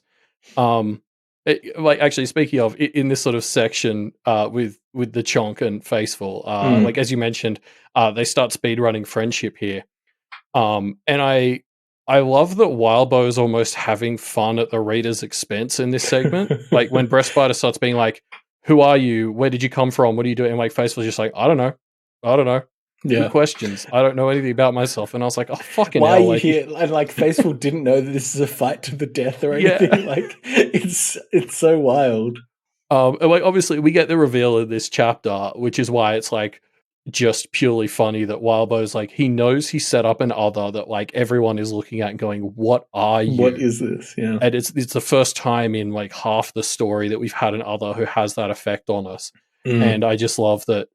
Like he spends the first half of the chapter just fucking with us, being like having other characters question him, and Faceful just having nothing to give us. Yeah, yeah.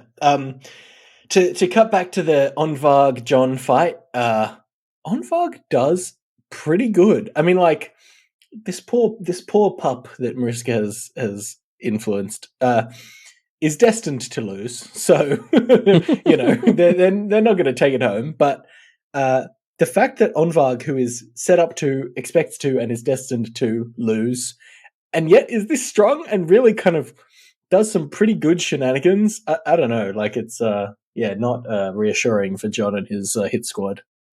Yeah, I think we all knew that Onvarg was a Marisica like plant who wasn't going to win. Not going to win. Yeah. But I think I let that in my head mean that he wouldn't do anything. And he puts in a good show here. Yeah. Not just that, there are a few strategic things set up that Onvarg does, which are going to somehow help Marisica / Charles take it. Yeah. I mean, that's the thing. I knew if he was a Marisica plant, I knew that there'd be some way that he helps her, but like, I guess I expected him to just die in the process very quickly and cleanly, which was silly in retrospect. Yeah. I mean, you got to remember, we closed the Carmine Throden survey a few hours ago. I don't have any stats to bring because nothing significant changed. We got like an extra 50 responses, but they pretty much kept things level. But it is worth noting Onvarg was still the only person to get 0 votes, and apparently that was even in story. Poor Onvarg. So everyone knew he was a fall guy, and he did it. But I think could we actually? I know it's not in the notes, but can we quickly talk about what he did? Because I'm not 100% sure I understand it. Well, yeah, Onvarg is set up as a fall guy, and so appropriately he kind of gate crashes by taking down some of the arena surrounding them, right? So actually there are 2 things that Onvarg does that the doe reveals to us. 1, Onvarg sets up a bird to do something, we don't know what. And 2, the other impression I got is that Onvarg's deer, the deer of Dark Summer, like damages the arena in a way that I don't exactly know what it's done, but it seems like it will potentially allow somebody from outside to see in or inside to see out at a pivotal moment. That's the vibe I got. So this is the thing that I think I want to check if my read makes sense. The way the Alabaster doe phrased it, what I think is going on is, so that crack was only really possible because the arena was weakened by John allowing other people in. Which is just interesting to note because that definitely means that Marisica knew this was coming.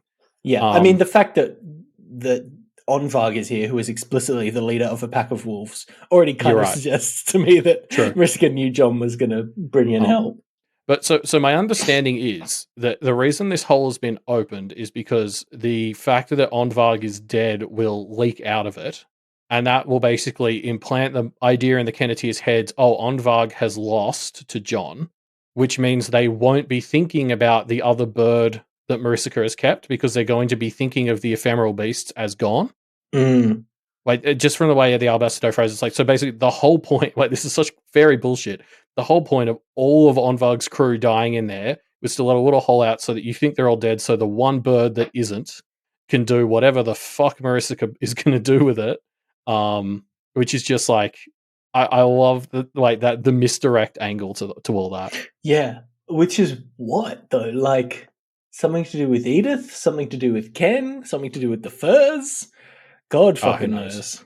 Yeah, I mean, it's a bird. She's used those for message transportation before. Who would she be sending a message to? Yeah, I don't know. I suppose the other thing to sort of keep in mind with all that as well, like Onvarg actually had pretty noble motives. Like, obviously, they had these children from the ephemeral beasts who can pass for humans, and basically they knew that they were always doomed to some extent. So they basically cut this deal to get the offspring who have a better chance at a good life out. If there's a lot of there's a lot of parallels to like Jon and stuff there. Yeah. With the self-sacrificing angle. Yeah. I mean, I question leaving it in the hands of Marisica to decide which humans raise them. You know, I'm sure she'll pick very stable, boring people to raise them. Yeah, I'm sure. Not at all put them in the shit. Yeah. But yeah, I don't know. I couldn't help but be like, oh, I'm glad that it was more than just like she owned them because they were fairy offspring and could make them do it, but they actually had like cool motivations. The sympathetic motivation, yeah. Yeah. Which makes you think, what is the handsome doctor's motivation? Maybe he actually just is in love with Jazz. Yeah, I'm sure. He doesn't seem like a selfish up himself dude. I'm sure he's just selflessly motivated like that. Yeah. Handsome guy, soon to become handsome dad. Hey, Lucy? She's had worse. Yeah, well, maybe. I don't know. Paul versus handsome man. Now that's the fight we want to see. That's the Carmine showdown we want. Sign them both up. Yeah. I also, in this moment, it's worth pointing out, Breastbiter complements the Dark Summer aesthetic, which I'm just filing as another entry in the column of why this dude rules, because he's a goblin that is big and mature enough to admit that some parts of the fairy are cool. Yeah. Like Toadswall is the Toadswall is the closest we've seen to that from anyone else. Yeah, definitely a good catch. So yeah, we talked about the Deer of Dark Summer that enters. This is like Onvarg's second trick. Shadowy wolves, other animals, it all kind of gets unleashed. But Jon and co do a pretty good job. Like Jon, not just as a fighter / marksman, but like as a leader, he's pulling some tricky shenanigans to take this wolf down, right? Like he's got a lot of fake outs. He's got like, you go over there and then you do a bomb, blah, blah, blah. Like it all kind of, he really gels with his squad incredibly well. Yeah. They know each other. They know their strengths and weaknesses. Like he plays Fubar's weakness as a trick. Like, yeah, you're right. Like, because I think that's the thing. They don't they don't beat these fairy related things by going goblin-y. He just straight up like out tricks them, which is a bit of a tall order and not the best way to fight something that's like fairy born, I wouldn't think. So yeah, it's really cool. Yeah, I still am worried by the amount of difficulty it took him and his squad to beat Onvarg. Like, I don't. Unless something goes completely sideways, like the Guillermo theory or whatever, Jon is not winning this seat. Well, let's talk about that, right? Because like everyone thinks Jon is going to lose, including us. But the thing to remember is the judges picked him, presumably with the thought that he will win, right? Like, and are supporting him to win. So I don't know. like, yeah, Marcy is clever, but is she really? These are three judges. Like, this is legit, you know? No, because their support, and this is starting to touch on how I'm gonna like go against a lot of the Alabaster's vibe later. Their support doesn't actually tangibly mean that much because they're having to play fair, quote unquote. Like, they're helping him obviously, like in a lot of ways, like the way this arena is set up and everything. But like, they won't put in too much effort to like overtly help him. And like the Alabaster Doe expresses serious doubt in him when she's decomposing Ondvarg. She specifically sort of mentions that the arena may not get put back together if John doesn't win, and she refuses to dismiss that as unlikely in her own head. Which introduces this weird thing where she doesn't even let herself lie to herself because that strengthens her relationship with the seal, which is like a bit crazy. Like you can't even think sarcastic thoughts in her position apparently. What a world. Like, oh good God, I'd die. Yeah. No, I don't know. I think there's a mixture here of like it seems to me like the judges actually think there is a credible chance that John won't win. And I think I think their help doesn't actually get you that far. I think the help that John has gotten so far is all he's realistically going to get. I don't think that I'm not talking about the fact that they're helping here in the fact that like the three judges are going to be important. It's the fact that they've picked John at all. Like, if the judges as three obviously quite powerful beings, right?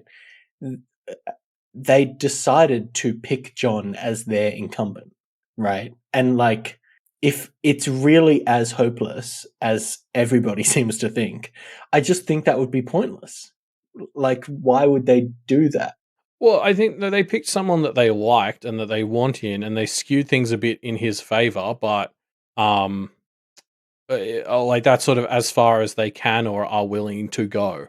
Like, I'm trying to think of a good analogy, and I'm coming up a bit blank, but it's like they can't just give it to him, and they can't rig it so much that he's guaranteed to win. Otherwise, that's like shifty as hell. So there's like it's more like they've got the person they want, but they also have to set it up so that he can lose. And like it's not so much that they think he's the most powerful. They're like he's the best balance of what they want and has the power to probably win. Yeah, I guess what I'm saying is that they think he can win. Everybody else seems to think he can lose, but the three judges who are powerful, who know this contest and seemingly have information that we as mere mortals don't, they think he can win. And that to me is the most reassuring thing. Yeah, I mean, I guess. I think that is without, like, taking into account stuff like Marisica. I don't know. Like, I feel like the judges have such a good grasp of what goes on in their domain, right? Like, yeah. The doe sees what Onvarg's tricks are going to be before they even happen, right? Like, yeah. I think Marisica could surprise them for sure, but I don't think they're unaware of what she's going to do. Sure, I guess I didn't think the judges seemed super confident that he's going to win. Alabaster has a lot of moments where she's like specifically planning for when he doesn't win. Yeah, like, not that he will win, just they think he can, and everyone else seems to think he can't. So, John, I'm in your corner. You can do this, buddy. No, because Breastbiter needs to win. Right, yes, sorry, of course. The actual reveal is that the judges were secretly backing Breastbiter, and John was just a patsy. But to touch on like some of the limits of the judges and their stuff as we start to get into more about the Alabaster soon, like it's interesting to note one of the things she does here to increase his chance of winning is like set up longer gaps between fights so that he and his squad can use their like sick healing powers. And that's really cool. But like even John expresses a number of times throughout this chapter that he's not super thrilled about that because he needs to win this quickly for Marisica and Charles to not be able to do their shit. I mean, that feels impossible to me. I feel like there's a 0% chance that John is going to win this before Marcy and Charles show up. I mean, but like... So take the rest time, John. Might as well. I mean, I guess it's all about that closing doors stuff, right? Like, sure. Like, I don't know. And like, there's a number of times where John says that he's getting sort of more than he reckons he needs, which I guess it's him, so that might not be true. But I guess like I just read this as a great sort of metaphor for like the Alabaster's whole thing, which is like she sacrifices the war to win the battle. Like this idea here that like she wants to give John the longer rest periods because it serves him better sort of in the other fights, but in doing so gives Marissa and Charles way more opportunity at the end of the day to actually gate crash this. And it's like that's the thing that they need to be stopping. Yeah. So yeah, John maneuvers his squad, does well, kills Onvarg, but Onvarg has served his purpose, and the doe kind of reflects on her duty. Yeah, and I'm so excited to see what the hell this single bird is going to do that will change everything. Yeah, we'll have to see, I suppose. But shall we crack open the concept of fairness that the doe explores here? I think it's interesting that we're going to be on different sides of this, because to me, my impression from this was the fairness that the doe espouses seems to align pretty well with the fairness that we as the audience or the Kenneteers, have in mind. Like, I think it's true to say that whoever holds the position of judge, whoever is the Alabaster, would have to adhere to what they could defend as the concept of fairness. And using Musser as an example, Musser's concept of fairness is it's fair for you to keep what you can keep, right? Which is very different to what we would call fair, or what the Kenneteers would call fair.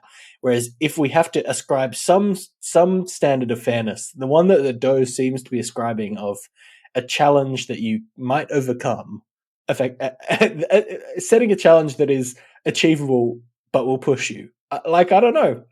Feels like it's not perfect, but pretty good. Yeah, okay, so to start off with, I do want to say I think the Alabaster's doing a pretty good job in a shitty role. But I think like a lot of the traps she's falling into are traps that are like because she's not willing to push back on the system, which is why she's still here as well. Like she talks about how all the other Alabasters get got, and it's because I think they probably spend more on actually doling out mercy than she does. But I'd push back on the concept of her fairness actually being super good. I mean, obviously it's better than Musser's. I'm not arguing that. But like, I feel like she's falling into like a lot of the traps we've talked about relating to karma and just like the concept of these roles. Like when we saw in the Carmine's head, she's falling into some of the same traps or coming up against them, which is like the way the Alabaster gives out like the choices and doesn't force the results. It is good in some ways, but there's not really an informed aspect to the choices she gives people, and I feel like that's where they fall flat for me. Is she like lays down barriers or whatever to stop some of these worst things from happening, but like a lot of what she was doing reminded me of like Alpiana in that way that it's like you give people this challenge, but you don't really actually like. I'm thinking of the guy who was in the ruins or whatever. And she was like, "Oh, I'll put a challenge in front of him and make him like think about what he's doing." But like he's not really gonna know. Like he can still just be shitty, and she's not really actually gonna do anything about it. She just makes sure that he's really dead set on being a shitty person. So I guess my big example of why I think she's kind of a hypocritical idiot a lot of the time is like Faceful is obviously in this chapter, and we'll get to him a lot soon, but like he is in more ways than one literally the face of innocence in this chapter. Like he's come in here, he has no idea what's going on. He was just following the instincts that the judges presumably helped give him. And then they make him abide by the rules of this fight and die here because he made an agreement that he didn't know what he was agreeing to. Like there was no genuine consent in him agreeing to this fight. Like he made that abundantly clear. I think we will get more into the concept of sentience and stuff. Yes, he didn't know what he was agreeing to for sure, but as he was informed, he still seemed to be keen on it. You know what I mean? Like no, he they had to pressure him to abide by the rules he'd done and join that fight with Breastbiter. He wasn't super keen, and he clearly didn't know, like, he definitely didn't know that it was a fight to the death, and a few of the details of this, for sure. Oh, no, and like, even in the fight, he starts getting hurt, and he's like, oh my god, this actually hurts. Like, he didn't really know what pain was. Like, yeah, true, that is pretty horrific, isn't it? I'm just saying, like, if the Alabaster is somebody who's like, what I hate is just the way the Alabaster was like, oh, the world might be forgetting what mercy is. Like, I think she says that like 2 or 3 times in the chapter. Yeah. And then she fucking sits there as this face who has no idea what's going on, is like pretty much this perfect picture of innocence in so many ways, comes in and she just lets him sign up for a fight to the death and get killed easily in round 1.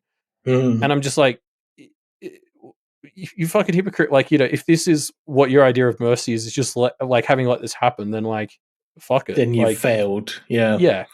And this is where like this idea of mercy comes up against fairness. And this is that paradox she talks about. And like, I admit I don't know if it's a line I'd be able to walk much better myself, but yeah, like because she has these rules, like she has to let anybody who wants to compete, which is why she didn't really stop him, I suppose. Like she has a reason, but I don't know. At the same time, it's kind of, I feel like you're failing in your duty as the representation of mercy and innocence if you're letting this happen. If you don't inform him of what he's signing up for. Yeah, like that. Yeah, exactly. You're right. That's the thing. She didn't tell him. Like, there's a way. It's not stopping him to fucking inform him of what he's consenting to before he says yes. Like, yeah, and yeah, like I guess her lack of willingness. I guess I can sort of accept that it's the role she's in and she's not meant to do X, Y, or Z or whatever. But I guess the fact that she's now the sort of person who won't push back against that and is happily sitting as this long-lasting Alabaster because she won't rock the boat in that way just kind of makes me lose a chunk of respect for her. Yeah, I think that's fair enough. It's interesting to me. Talking about mercy makes me think of concepts of justice and like punitive versus rehabilitative justice. Like, sure, the idea of maybe the default for a society being punitive justice and the mercy component leading to rehabilitative justice. But I feel like the Doe has this mindset of like being able to see if the mercy will lead to rehabilitation or not, I guess. I mean, what's interesting is I don't think we actually see her express anything about that, though. Like, she never, like, as you said, she never, like, forces people to get better. Like, this guy in the ruins or whatever who's looking for the Echo to steal their money. True. Like, she doesn't, like, force him to get better. She just puts the thing in front of him that will, like, hopefully make him question it. But it's it will give him a question, effectively. Yeah, and, like, part of me is, like, I suppose it's good because I don't, as a general, like, I don't want to, get too authoritarian and like force him like to change or whatever. Yeah, totally. Like, he hasn't actually committed a crime or anything yet, but like, then on the other hand, it's just like what you do if you only offer choices and shit like that is you basically make sure that the people who are dead set on being dickheads continue to thrive in the same way. Like, but without wanting to ascribe. Without wanting to edit the ruins practitioner's brain, for example, like the mercy that the Doe is offering is chances to make positive growth choices, but you can't have that without that chance also being to make the negative choice, right? Like, I don't know. No, that's true. Yeah. Yeah, exactly. This is why I find myself like, I hate some parts of her. Like the Faceful example feels like where she's dropped the ball. But yeah, like stuff like the Ruins Practitioner, I keep going back to that example because I don't like what she did, but I can't think of anything better. Yeah, it is very much putting a question and an opportunity for self-reflection into the path of this practitioner, right? And yes, that means that sometimes people will just continue to make the wrong choice and be real shitheels. But like, unless you want to dive in and, crooked rook his brain or whatever, like sometimes there are going to be people who keep making choices to hurt others. I guess it's the invisibility of it that maybe irks me in that like this is what brings me back to the Alpiana comparison is like, what if he just misses the point, like, what if he doesn't get that? Like, what if he doesn't take away the lesson? Happening. Yeah. And maybe I'm underestimating the Alabaster. Like, if she set this in motion, chances are it's probably almost certainly going to at least make him consider it and commit. But yeah, like I don't know, like it feels like somebody needs to go up to him and say, "Hey, like, you know, are you sure about what you're doing?" And yeah, maybe that is what she did. I don't know. It feels so indirect and kind of flimsy to me, the way it's like nobody's. It doesn't sound like anybody's directly going up to this guy and saying, "Hey, you realize what you're doing is really shit." Yeah, it's a fair point. I don't know. Maybe, yeah. Maybe it. I have a lot of thoughts about this. I think we could talk about this forever. Like, maybe the doe being more active and overt wouldn't work, or maybe if the doe fails in their passive role, that implies that she's not a good doe. Like, a good doe should be able to have the right questions and self-reflections occur to people by the actions that she takes. I don't know. True. It's a complex one. I think the fact that she has such longevity as the Alabaster doe is just like a little bit of an indictment on how active she is. I definitely get that. And I think we talked about that. I think that was like one of the predictions that we talked about last week that sort of seeded this idea.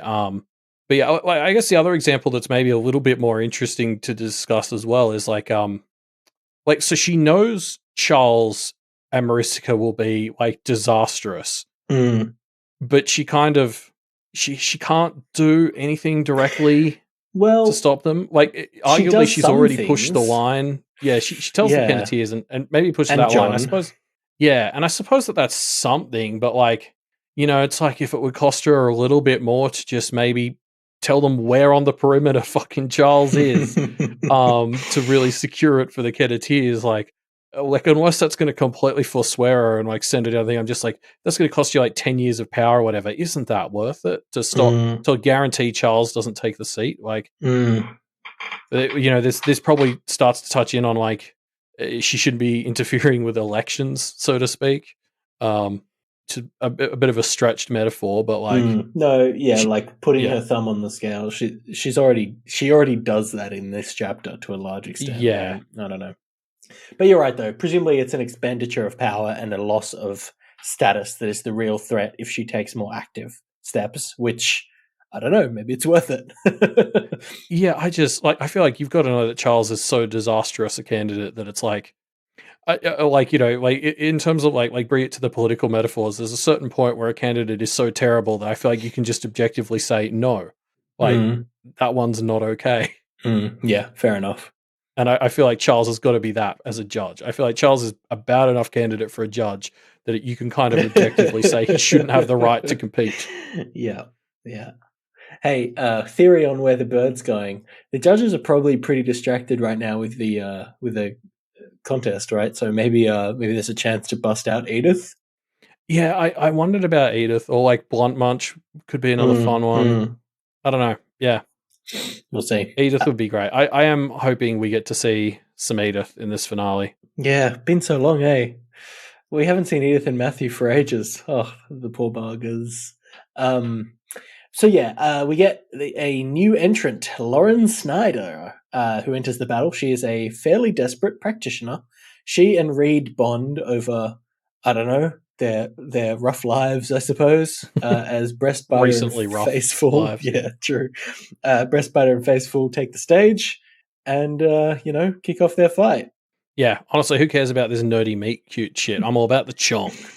Yeah, I mean, it can't be a meat cute because we know how it's going to end, and it's with either Reed or Lauren murdering the other one, so... somebody else could murder them. True, but I think the fact that they've spoken to each other now means that by narrative law, they have to fight. Yeah, in fact, I almost wonder if that's why Breastbiter struck up conversation with Faceful to create a bond between them so that he could get an easy first round like that. Well, yeah, I mean, he sets up the bet, which starts the fight tipped in his scales, which is... it's hard to say just how intentional that is, but looking back over the chapter... Breastbiter feels smart enough to have pulled that off. Yeah, exactly. I would like to see Reed versus Lauren because they're the two that I feel like, with the exception of like Plath, I have like the least idea about what they're going to be able to bring to the table. Yeah, it would be good to get a solid picture of them, eh? Yeah. Also, just because I feel like they did sort of start to connect here, so that's just another layer of hilarious tragedy to them having to fight. Yeah, which then means we've got Plath fighting Cage Rattler next, I suppose. or not next, but that looks like, if we're going like they're pairing off, that feels like it's the round robin we're seeing. I'm going to start drawing out my tournament bracket so we can see how it's going to go. It does seem to have turned into a knockout tournament, which is good, because it means John. I was worried that I think John in the Carmine Beast one, in the Carmine Beast one, she had to go through everyone one by one, and that sounded not good for John. Yeah, a knockout tournament definitely structures things more in his favor. Yeah, so we've got John and Onvarg, Plath and Cage, Snyder and Musser, Reed, and Bida and Face. Yeah. All right, so Face is out. We've got Bida going through. John's killed Onvarg, so he's going through to round 2. So okay, let's do this matchup then. So we got. I'm going to play out the whole thing here. Snyder v Reed. Who's your money on? Reed. Oh, interesting. Narratively, or the picture you're getting of them.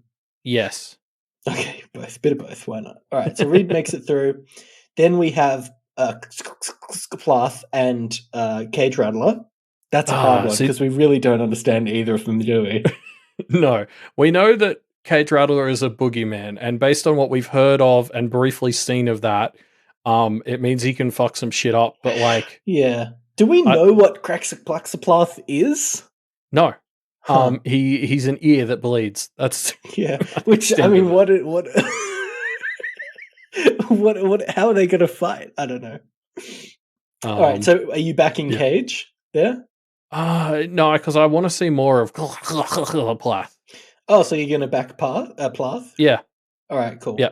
So then we have John, Reed, Plath, and Bida.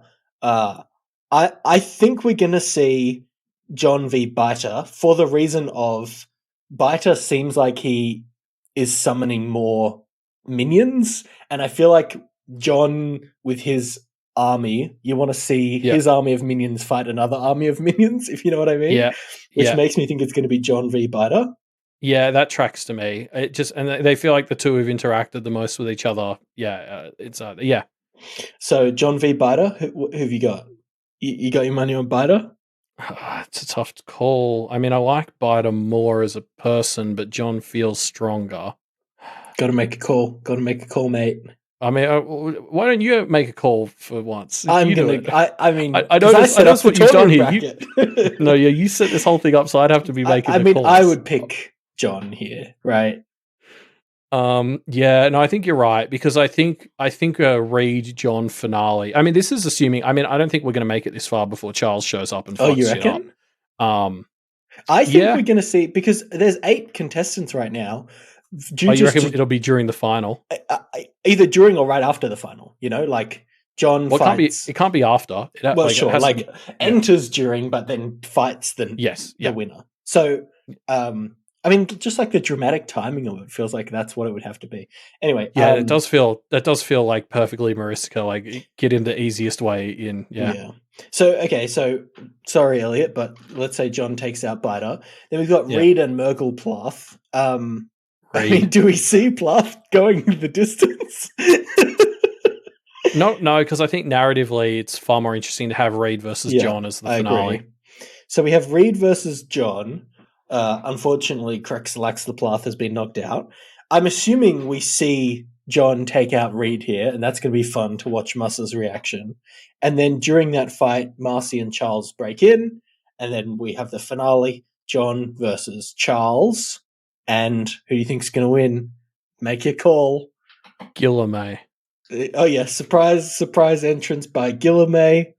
Yeah, I think if Guilherme runs in just after Charles, he'd probably have the ability to say, no, I fight Charles before John. I'll fight Charles first. Yeah. And this is where the theory... Yeah. Oh, yeah. And then the grand finale is John v. Gil, which I like. Or Guilherme loses to Charles, but weakens him enough that John can finish him. Take it off. How is Guilherme... I mean, let's be real. How is Guilherme going to lose to Charles? Come on.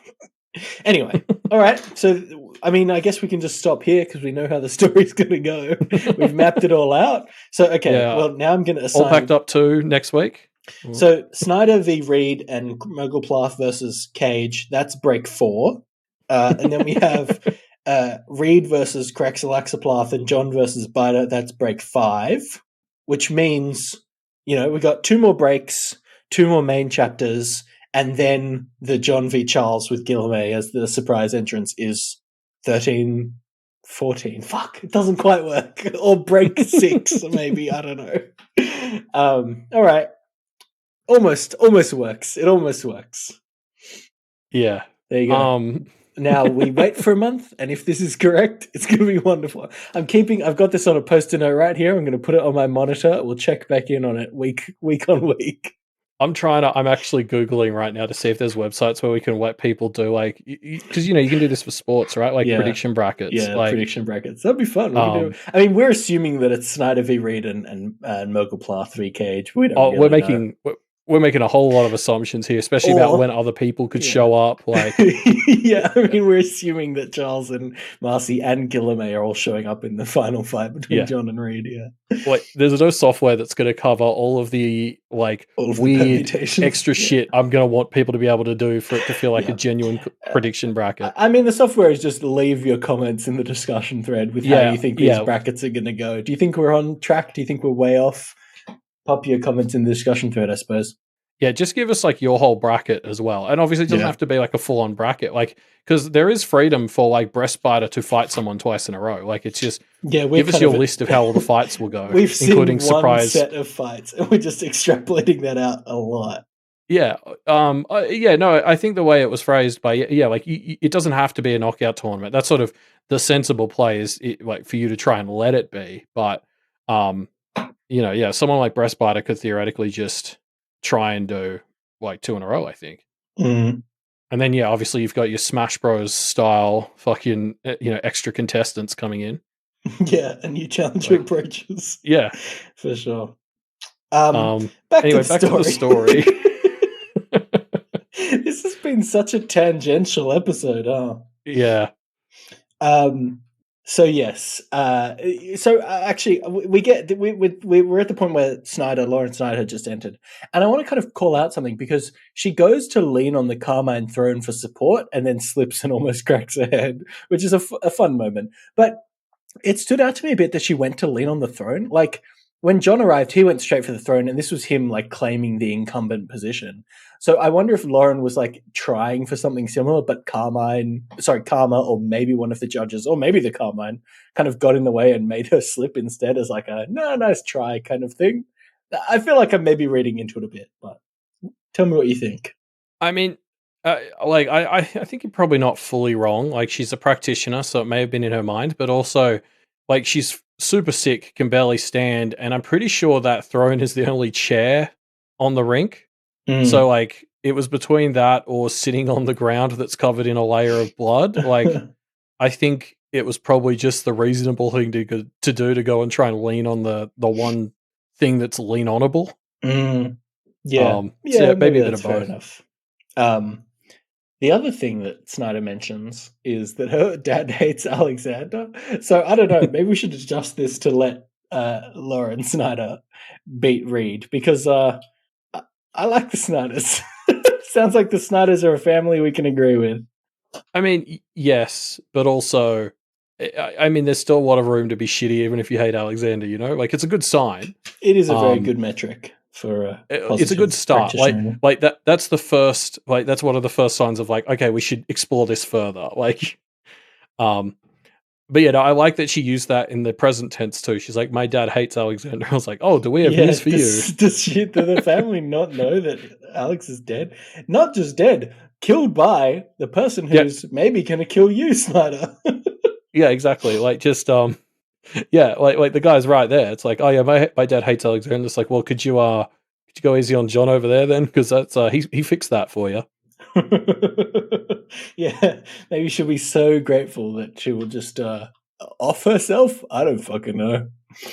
I mean, I have to assume that the reason she's here because it's so ridiculous. The setup for her at the moment is she can't even stand. She's got these weird marks on her or something. Yeah. She's got to be doing a brie and housing something insane in her that she's probably because she says she's going to compete in a fashion. So I'm imagining some either Hulkian or whatever transformation where she's just going to turn bananas. Mm. Because that like she can't just be a sickly mid-tier practitioner. Yeah. Otherwise, like you just euthanize yourself in a better way than coming to this competition. Yeah, I mean, I think she is here to make up the numbers so that we have 8 for the nice tournament bracket. But yeah, I do think you're right that that's narratively why she's here. I don't know why she would choose to come to this, I guess. Yeah, I'm guessing she's like a version of Bree who is no longer able to hold whatever's inside of her, and she's basically going to, I think she's going to open her battle by basically killing herself to let whatever is inside of her out, and Reed will have to fight that. Yikes. What a play. What a play that would be. Yeah, especially because I imagine it will be not a lot of fun for Reed, whatever is inside of her. Yeah. I mean, is anything fun for Reed these days? He's not doing so hot, is he? Hey, but he's making, we didn't write any notes on this, but he's making those small amounts of progress to having a better view of the universe than the rest of his family. Like, true. He does call out some of the Alabaster's bullshit where she's like talking about this thing. He's like, I mean, you're dressing this up, but it's just a grisly fight to the death. And I was like, he's not wrong. It's a very good point. Yeah. Yeah. Like, definitely still a long road to go for him. Yeah, he needs a long road and he only has a short one left, I think, unfortunately. But, knowing that some of his last steps were in the right direction is, reassuring. It's something. Yeah. Faceful gets all chompy and Breastbiter is jovial and jolly the entire time until he rips Faceful in half. Yeah, I mean, just classic friend stuff. Yeah, I like this, though, because, like, Breastbiter has been hilarious, but here we get to see what he is actually like, and he is competent and terrifying. Like, he does some horrifying stuff here. He is clearly very smart as well as being very strong, and it's just, I don't know, it makes me excited for the Breastbiter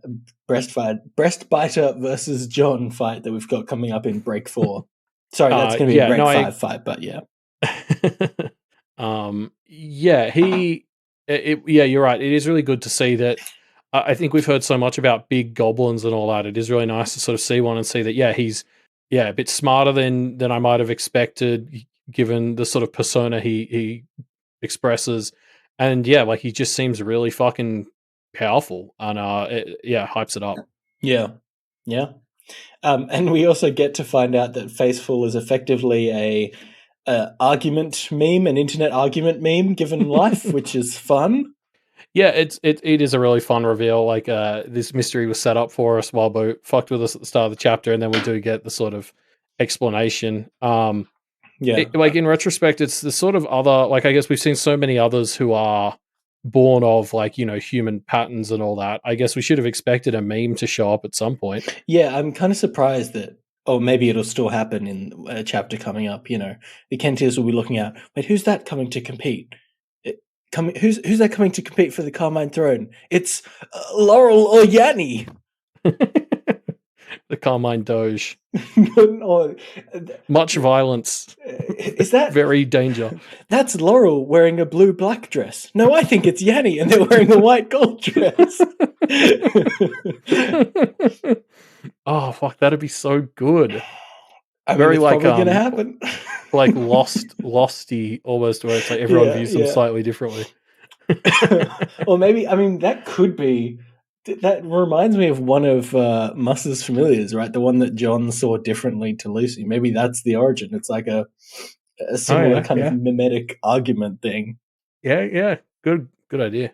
So I just remembered he has a familiar that's 3 kids in a trench coat.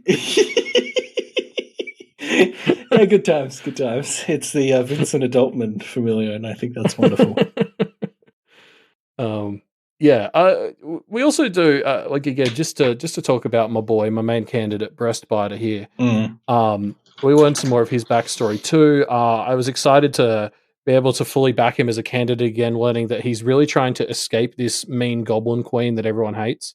Like he's doing a bit of a better way of escaping than Blunt did. Oh, actually, no, that's probably arguable. But yeah, I don't know. Even though he probably had to make some deal with her to get this opportunity, I'm glad that he has decided that she's apparently too shitty a person, and he would rather, not be a part of that. Like, how bad must she be that the dude who fucking eats chunks of his best friend by pouring like nipple meat on them, like he's like she's too fucked up. Yeah.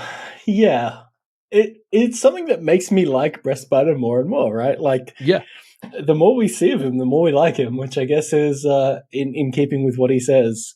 We're learning his backstory, and that means he's going to die. Well, no, because when he's in the sequel as the Carmine, like, it means we'll get to hang out with him even more. It's great. Yeah, that's going to be very fun. Yeah. So it is worth pointing out, like, he has to have made some deal with Gerhild, because, like, I'm assuming he pulls out like bloody hair that's not his, and because she's been called the Red Cap Queen, I have to assume that means it's her hair. It also just spawns like fully adult goblins. Like, I'm thinking, like, the way it's described, I was like blunt munch size at best. Oh, sorry, at worst. Like, which is like fucking powerful crazy. Shit. Yeah. Like, because it was like a big deal already to me when like blunt munch, or that pregnant one that Liberty had, could spawn cherry bombs pretty easily. Yeah. So like, the fact that this dude can just throw some of this lady's hair and it spawns blunt munchers who could presumably then go on to spawn little ones depending on what their deal is. Like, that's fuck. Yeah, definitely seems pretty powerful, hey.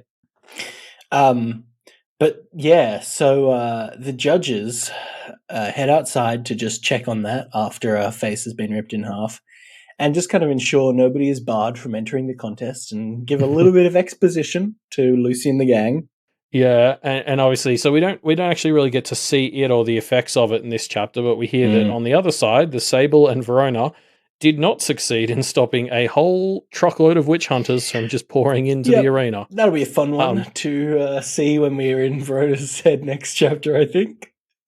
Yeah, like, as we already sort of touched on, I think how the witch hunters are handled inside the arena is going to be super interesting. I can't wait to see it. Yeah, for sure. But yeah, I kind of alluded to this before, but like, the witch hunters now are getting an idea of what's actually going on in Kennet, and that it's bigger than them, or more than they expected. Like, I don't know. I still have no fucking clue what role the witch hunters are going to play in this finale, but I just think they're finding out. Like, they're maybe getting a glimpse at the fact that they are potentially pawns in a wider scheme.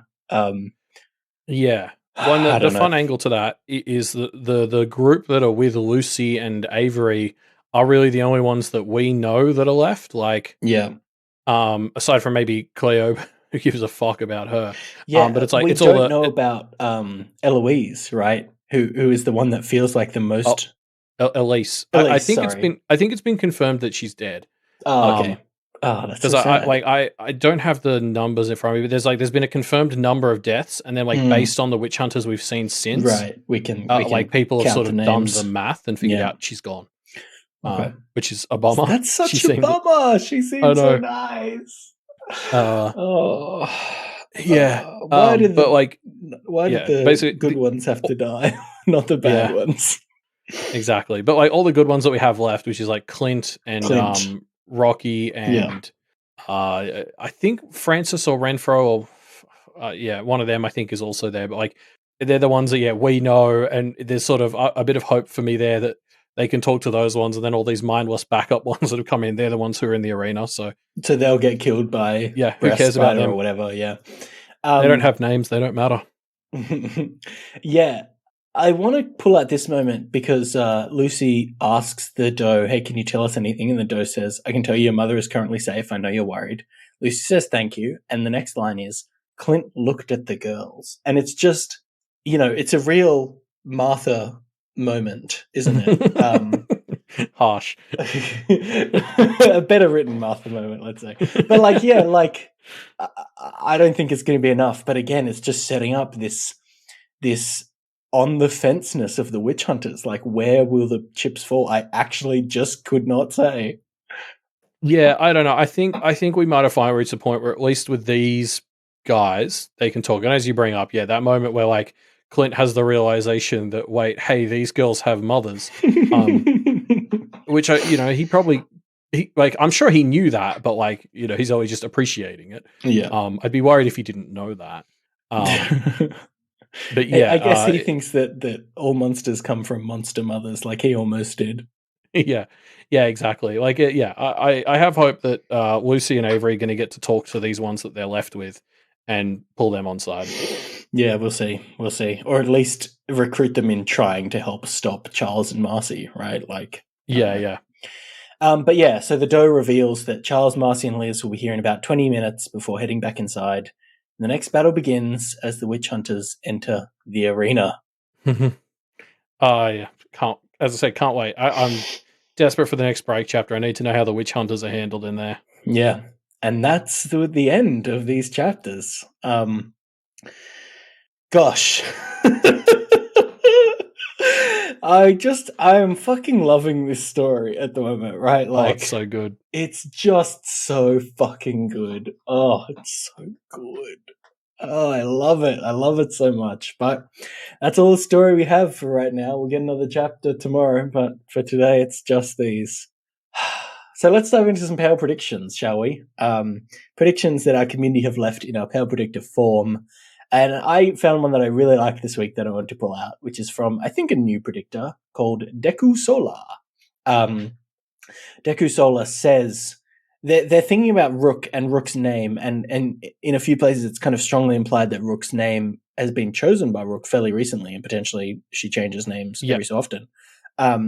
So why did Rook choose the name Crooked Rook, right? And the thing that Deku pulls out that I hadn't thought of before is the Rook is a piece in chess that can do a very special thing, which is castling. Switching, you know, if you're not familiar with chess, effectively castling is not switching places with, but like doing a funny, unexpected kind of movement to have the Rook and King both move in different ways to how they normally would, effectively. Yeah. So applying that here, who is the king? Theoretically, the Carmine throne. So John, as the Carmine incumbent, is potentially analogous to the king. So Rook may be planning a shenanigan of her own where she will somehow move John and herself in a pivotal moment to theoretically save John. That's the prediction from Deku. And I like this. Like, we've been thinking about Crooked Rook and the name that Crooked Rook takes, especially because a rook in chess is a piece that moves very straight, but it's Crooked Rook. So what is that? How does that play into it? Also, Rook is obviously a corvid, like a raven-esque bird, and that's also kind of a tricky-ish vibe. So yeah, I just love the theory crafting on Rook's name and how it may potentially play in a fun way. Yeah, I think it's been a long time, or if ever, that we've really talked. I love that pull about the castling as like that very only thing of suddenly this piece can move in the way that doesn't make sense to the rest of the rules you have. Yeah. Like I think somebody else might have pulled that out for us early on, but like I'd forgotten about it, and seeing it tied into this theory here is really cool. Yeah. I mean, the king. I could also see the king being Miss in Rook's head because like. Yeah, or even Musa, potentially. I mean, that's a bit, honorific for what Rook would call Musa, I think. But I think Rook would see Musa as the enemy king, sure, if anything. I mean, arguably the Kenneteers. But I think like the way Rook seems to really respect Miss makes me think that if she was gonna do this shit for anyone, it would be Miss. Well, but that's the thing, right? Miss is currently off the board. Like, I guess Miss can move pretty quick, so maybe that's unfair. Miss is going to be involved at some point in whatever happens. Yes. So like she'll be there, and I think the idea that Rook would lay down her life for Miss actually like kind of checks out to me. I can see it. Interesting. Did you pull out a prediction this week? Yeah, I've got one from Alex. Alex says. And we actually, to be fair, we got this from a bunch of people. Alex was just the first one I saw chronologically in our sheet. Alex suggests that Charles is actually after the Alabaster's power, but not her throne. So the Alabaster did talk here about how people can take the furs and get the protection and the power of them at the risk of becoming karmically bankrupt. And obviously, as Alex and some other people pointed out, Charles has nowhere lower to go. Yeah, like that means literally nothing to him. Yeah. So yeah, like I think Alex was the first one, at least in this week, unless somebody said this ages ago, because I think Alabasters were brought up in Mile End, and we didn't really get to that part. And this was talked about there too. But yeah, anyway, I just really like it as like it feels very Marissa-y that we've been so focused on the Carmine that something would come out of left field, but still totally makes sense. Like, oh no, that's not the one we're after. Yeah. It's a cool trick. I could see it. I quite like it as a prediction, definitely.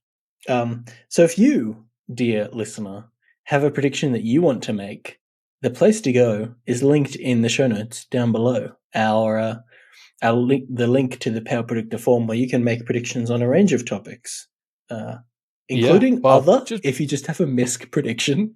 True. There's only 2 categories, actually. There is who will sit on the throne at the end, and that's 2. And misc. 2 is a range.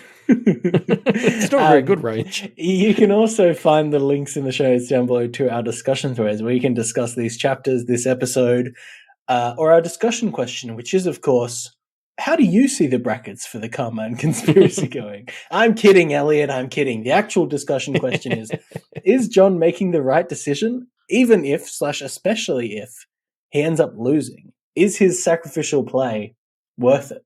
Yeah. I think those are technically both the discussion question this week. I want to see brackets and discussions I would like to John's see brackets decision as well, yes. I think either fun. or. Yeah. Don't forget to check out our Twitter as well, at Power Reflect Cast. You set it up. You should know.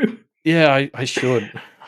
That's where we, do the live reads, announce things about the episodes.